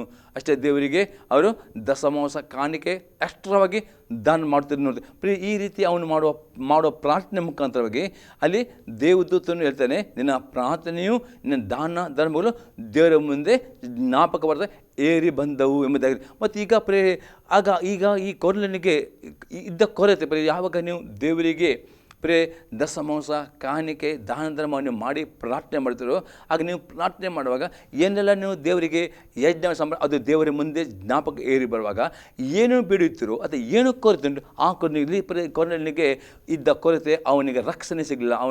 ಅವನಿಗೆ ನಿಜವಾದ ಯೇಸು ಕ್ರಿಸ್ತನು ಯಾರ ಮನೆಗೂ ಅವನಿಗೆ ಅದರ ಬಗ್ಗೆ ತಿಳಿಯಲಿಕ್ಕಿಲ್ಲ. ಅದೇ ದೇವದೂತನು ಅವನಿಗೆ ಹೇಳ್ತಾನೆ, ನೀನು ಪೇತ್ರನನ್ನು ಕರೆಯಬೇಕು ಎಂಬುದಾಗಿ. ಮತ್ತು ಆ ದರ್ಶನ ಪ್ರಕಾರ ಅವನು ಪೇತ್ರನ ಕರೆಯೋದು, ಪೇತ್ರನ ಪ್ರಸಂಗ ಮಾಡುವಾಗ ಅವನಿಗೆ ಅವನ ಇಡೀ ಮನೆಯವರಿಗೆ ರಕ್ಷಣೆ ಸಿಗ್ತದೆ. ಅದು ಯೇಸು ಅಂಗೀಕಾರ ಮಾಡಿ ನೀರಿನ ಮುಳುಗಿ ತಿಳ್ಕೊಂಡು ಪವಿತ್ರಾತ್ಮ ವರವನ್ನು ಹೊಂದಿಕೊಳ್ಳುತ್ತಾರೆ. ಹಾಗಾದರೆ ಇವತ್ತು ನೀವು ದೇವರಿಗೆ ದಿನಲ್ಲೂ ಪ್ರಾರ್ಥನೆ ಮಾಡುವವರಾಗಬೇಕು. ಮತ್ತು ಈ 6-7 ವಿಧದ ಯಜ್ಞ ಸಮರ್ಪಿಸುವಾಗ ದೇವರು ನಿಮ್ಮ ಎಲ್ಲ ಯಜ್ಞಗಳು ದೇವರ ಮುಂದೆ ನೆನಪಿಗೆ ಬರುವಾಗ ಏನು ನೀವು ಪ್ರಾರ್ಥನೆ ಮಾಡ್ತಾರೋ, ಯಾವ ಕೊರತೆ ಉಂಟು, ಯಾವ ಕಷ್ಟ ಉಂಟು, ಅದನ್ನು ನೀವು ಬಿಡುಗಡೆಯನ್ನು ಹೊಂದುತ್ತೀರಿ ಎಂಬುದು ಈ ದರ್ಶನ ನೋಡ್ತೇವೆ. ಇನ್ನೊಂದು ಎಕ್ಸಾಂಪಲ್ ನೋಡ್ತೇವೆ. 2 ಕೊರಿಂಥದವರಿಗೆ ಬರೆದ ಪತ್ರಿಕೆ 9ನೇ ಅಧ್ಯಾಯದಲ್ಲಿ 6-10 ವಾಕ್ಯ. 2 Corinthians 9:6-10. ಆದರೆ ಸ್ವಲ್ಪವಾಗಿ ಬಿತ್ತುವವನು ಪೈರನ್ನು ಸ್ವಲ್ಪವಾಗಿ ಕೊಯ್ಯುವನು, ಹೆಚ್ಚಾಗಿ ಬಿತ್ತುವವನು ಹೆಚ್ಚಾಗಿ ಕೊಯ್ಯುವವನು ಎಂದು ತಿಳಿದುಕೊಳ್ಳಿರಿ. ಪ್ರತಿಯೊಬ್ಬನು ತನ್ನ ಹೃದಯದಲ್ಲಿ ನಿರ್ಣಯಿಸಿಕೊಂಡ ಪ್ರಕಾರ ಕೊಡಲಿ. ದುಃಖದಿಂದಾಗಲಿ ಬಲಾತ್ಕಾರದಿಂದಾಗಲಿ ಯಾರು ಕೊಡಬಾರದು. ಯಾಕೆಂದರೆ ಸಂತೋಷವಾಗಿ ಕೊಡುವವನ ಮೇಲೆ ದೇವರಿಗೆ ಪ್ರೀತಿಯುಂಟು. ದೇವರು ಸಕಲ ವಿಧವಾದ ದಾನಗಳನ್ನು ನಿಮಗೆ ಧಾರಾಳವಾಗಿ ಅನುಗ್ರಹಿಸೋದಕ್ಕೆ ಶಕ್ತನಾದ್ದರಿಂದ ನೀವು ಯಾವಾಗಲೂ ಎಲ್ಲ ವಿಷಯಗಳಲ್ಲಿ ಪರಿಪೂರ್ಣತೆಯುಳ್ಳವರಾಗಿ ಸಕಲ ಸತ್ಕಾರ್ಯಗಳನ್ನು ಹೇರಳವಾಗಿ ಮಾಡುವವರಾಗಿರಬೇಕು. ಉಪಕಾರ್ಯ ವಿಷಯದಲ್ಲಿ ಅವನು ಬಡವರಿಗೆ ಧಾರಾಳವಾಗಿ ಕೊಟ್ಟನು, ಅವನ ನೀತಿಯ ಫಲವು ಸದಾಕಾಲ ಇರುವುದು ಎಂದು ಶಾಸ್ತ್ರದಲ್ಲಿ ಬರೆದಿದೆಯಲ್ಲ. ಬಿತ್ತುವವನಿಗೆ ಬೀಜವನ್ನು, ಉಣ್ಣುವವನಿಗೆ ಆಹಾರವನ್ನು ಕೊಡುವಾತನು. ನಿಮಗೂ ಬಿತ್ತುವುದಕ್ಕೆ ಬೀಜವನ್ನು ಕೊಟ್ಟು ಹೆಚ್ಚಿಸಿ ನಿಮ್ಮ ಧರ್ಮ ಕಾರ್ಯಗಳಿಂದ ಫಲಗಳನ್ನು ವೃದ್ಧಿಪಡಿಸನು. ಇಲ್ಲಿ ಪೌಲ ಹೇಳ್ತಾರೆ, ಕಾಣಿಕೆ ಎಂಬುದು ಬೀಜವಾಗಿದೆ. ಎಷ್ಟು ನೀವು ಕೊಡುತ್ತೀರೋ ಅಷ್ಟು, ಅಂದರೆ ನೀವು ಸ್ವಲ್ಪ ಕೊಟ್ಟರೆ ನೀವು ಎಷ್ಟು ರೀತಿಯಲ್ಲಿ ಎಷ್ಟು ಮಟ್ಟದಲ್ಲಿ ನೀವು ಆ ಕಾಣಿಕೆ ಸ್ಯಾಕ್ರಿಫೈಸ್ ಕೊಡುತ್ತೀರೋ ಅಷ್ಟು ಮಟ್ಟಿಗೆ ಆ ಬೀಜ ಬಿತ್ತುವಾಗ ಅಷ್ಟು ಮಟ್ಟಿಗೆ ನಿಮಗೆ ಕೊಯ್ಲು ಬರ್ತದೆ ಎಂಬುದಾಗಿ ಅಪೊಸ್ತಲ ಹೇಳ್ತಾನೆ. ಮತ್ತು ಅಪೊಸ್ತಲ ಹೇಳ್ತಾನೆ, ದೇವರು ನಿಮಗೆ ಸಕಲ ವಿಧವಾದ ದಾನಗಳನ್ನು ಅನುಗ್ರಹಿಸ್ತಾನೆ ಮತ್ತು ನಿಮ್ಮ ಆರ್ಥಿಕ ಕ್ಷೇತ್ರ ಐಶ್ವರ್ಯವಂತರಾಗಿ ಮಾಡಿ ಪ್ರತಿಯೊಂದು ವಿಷಯ ಆರ್ಥಿಕವಾಗಿ ಆತ್ಮೀಯ ಎಲ್ಲ ರೀತಿ ನಿಮಗೆ ಐಶ್ವರ್ಯರಾಗಿ ಮಾಡುತ್ತಾನೆ ಎಂಬುದಾಗಿ ಅಪೊಸ್ತಲ ಹೇಳ್ತಾರೆ. ಹಾಗಾದರೆ ಇವತ್ತು ನಿಮಗೆ ಆರ್ಥಿಕ ಐಶ್ವರ್ಯ ಬೇಕಾ? ಆರ್ಥಿಕ ಕ್ಷೇತ್ರದಲ್ಲಿ ಬಡತನ ಸಾಲ ಬಿಡಿರಬೇಕಾ? ಆತ್ಮೀಯ ಕ್ಷೇತ್ರದಲ್ಲಿ ಒಳ್ಳೆಯ ಕಾರ್ಯಗಳು ಮಾಡುವರಾಗಬೇಕಾ? ಹಾಗಾದರೆ ದೇವರಿಗೆ ಕೊಡುವ ಕಾಣಿಕೆ ಎಂಬ ಬೀಜವನ್ನು ನೀವು ಹೃದಯಪೂರ್ವಕವಾಗಿ ಇನ್ನು ಎಷ್ಟು ಬಿತ್ತಿದ್ರೋ ಅಷ್ಟು ದೇವರು ನಿಮಗೆ ತಿರುಗಿ ಕೊಡುತ್ತಾನೆ. ಮತ್ತು ನೀವು ಮಾಡುವ ಧರ್ಮ ಕಾರ್ಯವು ಅಲ್ಲಿ ಅವನು ಬಡವರಿಗೆ ಧಾರಾಳ ಕೊಟ್ಟನು, ಅವನ ನೀತಿಯ ಫಲ ಸದಾ ಕೊಡಬೇಕು. ನೀವು ಏನು ದೇವರಿಗೆ ಕೊಡುತ್ತೀರೋ ಆ ದೇವರ ಮುಂದೆ ಜ್ಞಾಪಕ ಬರೆದಿರ್ತದೆ. ನೀವು ಪ್ರಾರ್ಥನೆ ಮಾಡುವಾಗ ದೇವರು ನೆನಪು ಮಾಡಿಕೊಂಡು ನಿಮ್ಮ ಪ್ರಾರ್ಥನೆಗೆ ಉತ್ತರವನ್ನು ಕೊಡ್ತಾರೆ ಎಂಬುದನ್ನು ಇಲ್ಲಿ ನಾವು ನೋಡುವರಾಗಿದೆ. ಇನ್ನೊಂದು ಎಕ್ಸಾಂಪಲ್ ನೋಡ್ತೇವೆ. ಇಬ್ರಿಯವರಿಗೆ ಪತ್ರಿಕೆ 6ನೇ ಅಧ್ಯಾಯದಲ್ಲಿ 10ನೇ ವಾಕ್ಯ. ನೀವು ದೇವಜನರಿಗೆ ಉಪಚಾರ ಮಾಡಿದಿರಿ, ಇನ್ನೂ ಮಾಡುತ್ತಾ ಇದ್ದೀರಿ ಈ ಕೆಲಸವನ್ನು. ಇದರಲ್ಲಿ ನೀವು ದೇವರ ನಾಮದ ವಿಷಯವಾಗಿ ತೋರಿಸಿದ ಪ್ರೀತಿಯನ್ನು ಆತ ಮರೆಯುವುದಕ್ಕೆ ಅನ್ಯಸ್ತನಲ್ಲ. ಇಲ್ಲ ಪೌಲ ಹೇಳ್ತಾನೆ, ನೀವು ದೇವರ ಜನರಿಗೆ, ದೇವರ ಸೇವಕರಿಗೆ, ದೇವರ ಸಭೆಗೆ ಏನೆಲ್ಲ ನೀವು ಆರ್ಥಿಕ ಕ್ಷೇತ್ರದಲ್ಲಿ ಮತ್ತು ನಿಮ್ಮ ಸೇವೆ ಏನೆಲ್ಲ ನೀವು ಉಪಚಾರ ಮಾಡಿದಿರಿ ಅದನ್ನು ದೇವರು ಎಂದಿಗೂ ಮರೀಲಿಕ್ಕೆ ಅನ್ಯಸ್ತನ. ಇವತ್ತು ನೀವು ಏನು ದೇವರ ಸೇವೆಗೋಸ್ಕರವಾಗಿ, ದೇವರ ಸಭೆಯ ಅಭಿವೃದ್ಧಿಗೋಸ್ಕರವಾಗಿ ಏನೆಲ್ಲ ನೀವು ಸ್ಯಾಕ್ರಿಫೈಸ್ ಮಾಡುತ್ತೀರಿ, ನಿಮ್ಮ ಸಮಯ ಆಗ್ಬೋದು, ನಿಮ್ಮ ಹಣ ಆಗ್ಬೋದು, ಎಲ್ಲ ಮಾಡುತ್ತೀರಿ. ಎಲ್ಲದನ್ನು ದೇವರು ನೆನಪಿಲಿಡುತ್ತಾನೆ. ದೇವರದ್ದು ಮರೆತು ಬಿಡಲಿಕ್ಕೆ ಅನ್ಯಸ್ತನ ಪ್ರತಿ ಕೊಡುತ್ತಾನೆ ಎಂಬುದರಲ್ಲಿ ಅಪೊಸ್ತಲ ಪೌಲನಲ್ಲಿ ಹೇಳುವನಾಗಿದ್ದಾನೆ.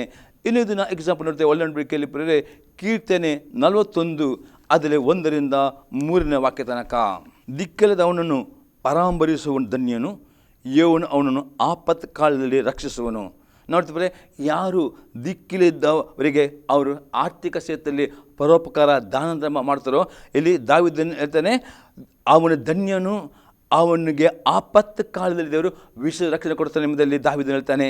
ಎರಡನೇ ವಾಕ್ಯ ನೋಡ್ತೇವೆ, ಯೆಹೋವನು ಅವನ ಪ್ರಾಣವನ್ನು ಕಾಪಾಡಿ ಉಳಿಸುವನು, ಅವನ ದೇಶದಲ್ಲಿ ಧನ್ಯ ನೆನೆಸಿಕೊಳ್ಳುವನು. ಯೆಹೋವನೇ ಅವನನ್ನು ಶತ್ರು ಅಧೀನಕ್ಕೆ ಕೊಡಬೇಡ. ಪ್ರಿಯರೇ, ದೇವರು ಅವನನ್ನು ಶತ್ರು ಅಧೀನಕ್ಕೆ ಕೊಡುವುದಿಲ್ಲ. ಅವನ ಶರೀರ, ಅವನ ಪ್ರಾಣ, ಅವನು ಎಲ್ಲ ಅಪಘಾತ ದುರ್ಮರಣದ ಕಾಪಾಡಿ ಉಳಿಸ್ತಾನೆ ಎಂಬುದಾಗಿ ದಾವೀದನು ಹೇಳುತ್ತಾನೆ. ಪ್ರಿಯರೇ, ಮೂರನೇ ನೋಡ್ತೇವೆ ವಾಕ್ಯದಲ್ಲಿ, ಅವನು ಅಸ್ವಸ್ಥನಾಗಿ ಬಿದ್ದುಕೊಂಡಿರುವಾಗ ಯೆಹೋವನು ಅವನನ್ನು ಉದ್ಧರಿಸುವನು, ಅವನ ರೋಗವನ್ನೆಲ್ಲ ಪರಿಹರಿಸಿ ಆರೋಗ್ಯನುಂಟು ಮಾಡೋದಿಲ್ಲ. ಸ್ವಾಮಿ, ಒಂದು ವೇಳೆ ಪ್ರಿಯರೇ, ದೇವರ ಮಕ್ಕಳಾದ ನೀವು ಪ್ರಿಯರೇ, ದೇವರಿಗೆ ಕೊಡುವ ದಶಮಾಂಶ ಕೊಡುವ, ಕಾಣಿ ಕೊಡುವ, ದಾನ ಧರ್ಮ ಮಾಡೋದನ್ನು ನಂಬಿಕೆಸ್ಥರಾಗುವುದಾದರೆ, ಆಗುವ ನಿಮ್ಮ ಕೆಲವು ಆಪತ್ತು ಕಾಲ ಬಂದರೂ ದೇವರು ಅದನ್ನು ನೆನಪಿಟ್ಟುಕೊಂಡು ಆಪತ್ತು ಕಾಲದಲ್ಲಿ ನಿಮ್ಮ ರಕ್ಷಿಸ್ತಾನೆ. ಒಂದು ರೋಗಗಳು ಬಂದರೂ ಆ ರೋಗಗಳು ಗುಣವಾಗುವ ಹಾಗೆ ಮಾಡ್ತಾನೆ. ಮತ್ತು ನಿಮಗೆ ಆ ಶತ್ರುಗಳ ಅಧೀನಕ್ಕೆ ಕೊಡದೆ ನಿಮ್ಮ ಕುಟುಂಬವನ್ನು ನಿಮ್ಮನ್ನು ಕಾಪಾಡ್ತಾನೆ. ಈ ಆಶೀರ್ವಾದ ನಿಮಗೆ ಸಿಗ್ತದೆ ಪ್ರಿಯರೇ. ಯಾವಾಗ ದೇವರು ಮೆಚ್ಚುವ ಸಮರ್ಪಣೆ, ಆಗ ಇದು ಆಶೀರ್ವಾದ ನಿಮಗೆ ಸಿಗ್ತದೆ ಪ್ರಿಯರೇ. ಇನ್ನೊಂದು ಎಕ್ಸಾಂಪಲ್ ನೋಡ್ತೇವೆ, ಕೀರ್ತನೆ 112 ಅದರ 5ರಿಂದ 9ನೇ ವಾಕ್ಯ. ದಯಾಳುವಾಗಿ ಧನ ಸಹಾಯ ಮಾಡುವವನು, ತನ್ನ ಕಾರ್ಯಗಳನ್ನು ನೀತಿ ನಡೆಸುವವನು ಭಾಗ್ಯವಂತನು, ಅವನೆಂದೂ ಕದಲುವುದಿಲ್ಲ. ನೀತಿವಂತನನ್ನು ಯಾವಾಗಲೂ ನೆನೆಸುವರು, ಅವನಿಗೆ ಕೆಟ್ಟ ಸುದ್ದಿಯ ಭಯವಿರುವುದಿಲ್ಲ. ಯೆಹೋವನಲ್ಲಿ ಭರವಸವಿಟ್ಟಿರುವುದರಿಂದ ಅವನ ಮನಸ್ಸು ಸ್ಥಿರವಾಗಿರುವುದು. ದುಷ್ಟರಿಗಾಗುವ ಶಿಕ್ಷೆಯನ್ನು ಕಣ್ಣಾರೆ ಕಾಣುನೆಂಬ ಭರವಸವಿರುವುದರಿಂದ ಅವನ ಮನಸ್ಸು ದೃಢವಾಗಿದೆ, ಎದುರುವುದಿಲ್ಲ. ಬಡವರಿಗೆ ಉದಾರವೇ ಕೊಡುತ್ತಾನೆ, ಅವನ ನೀತಿಯ ಫಲವು ಸದಾ ಕಲಿಯಿರುವುದು.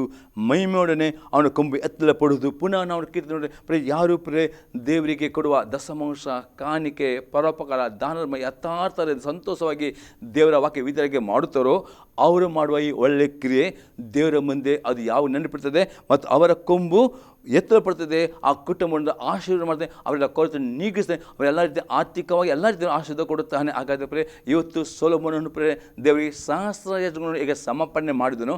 ಆ ರೀತಿ ದೇವರು ಅವನಿಗೆ ಕಾಣಿಸಿಕೊಂಡನು. ಅವನಿಗೆ ಕೆಲವು ವರವನ್ನು ಮಾತ್ರ, ಅವನಿಗೆ ಆರ್ಥಿಕ ಆಶೀರ್ವಾದ. ಆ ರೀತಿ ನೀವು ದೇವರಿಗೆ ಮೆಚ್ಚುವ ಈ ಸಹಸ್ರ ಯಜ್ಞ ನಂಬಿಕಸ್ಥನಾಗಿ ಸಂತೋಷದಿಂದ ದೇವರು ಸಮರ್ಪಿಸುವುದು ನಂಬಿಕಸ್ಥರಾಗುತ್ತದೆ.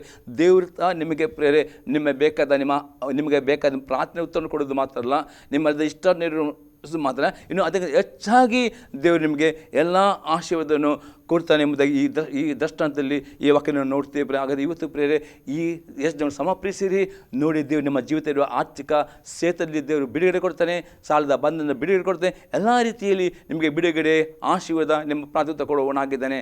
ನಾವು ಪ್ರಾರ್ಥನೆ ಮಾಡೋಣ. ಈ ಸಂತೆ ನಿಮ್ಮ ಜೀವಿತ ಉತ್ತೇಜನವಾಗಿರುತ್ತದೆ. ನಿಮ್ಮ ಅಭಿಪ್ರಾಯವನ್ನು ತಿಳಿಸಿರಿ, ನಿಮ್ಮ ಪ್ರಾರ್ಥನೆ ಮನೆಯನ್ನು ತಿಳಿಸಿ ನಾವು ನಿಮಗೆ ಪ್ರಾರ್ಥನೆ ಮಾಡ್ತೇವೆ. ದೇವರು ನಿಮ್ಮನ್ನು ಆಶೀರ್ವಾದ ಮಾಡುವವನಾಗಿದ್ದಾನೆ. ಪ್ರಾರ್ಥನೆ ಮಾಡೋಣ. ತನ್ನ ದೇವರೇ ಯೇಸು ಕ್ರಿಸ್ತನ ನಾಮದಲ್ಲಿ ಈ ಸಂದೇಶಗಳ ಪ್ರತಿ ವೀಕ್ಷಕರು ನಷ್ಟಕ್ಕೆ ಒಪ್ಪಿಸ್ಕೊಳ್ತೇನೆ. ಈ ವಾಕ್ಯದ ಪ್ರಕಾರ ಇಂದಿನ ಮಕ್ಕಳಲ್ಲಿ ಇದ್ದವ ಆ ಒಂದು ವಿಧೇಯತೆ ಹೃದಯ ಕೊಡು. ನಿನಗೆ ಮೆಚ್ಚುವಂಥ ಆ ಒಂದು ಯಜ್ಞಗಳನ್ನು ದೇವ ಅವರು ಸಮರ್ಪಿಸುವಂತೆ ಅವರಿಗೆ ಆ ವಿಧೇಯತೆ ಹೃದಯ ಕೊಡು. ಮತ್ತು ಯಜ್ಞ ಅವರು ಸಮರ್ಪಿಸಿ ನಂಬಿಕೆಸಾಗುವ ನಿನ್ನ ವಾಕ್ಯದ ಎಲ್ಲ ಆಶೀರ್ವಾದಗಳನ್ನು, ಅವರೆಲ್ಲ ಪ್ರಾರ್ಥನೆ ಉತ್ತರವನ್ನು ಅವರೆಲ್ಲ ಬಿಡುಗಡೆ ಕೊಡಬೇಕು ನಾನು ಬೇಡಿಕೊಳ್ತೇನೆ ಯೇಸು ಕ್ರಿಸ್ತನ ನಾಮದಲ್ಲಿ. ಆಮೇನ್.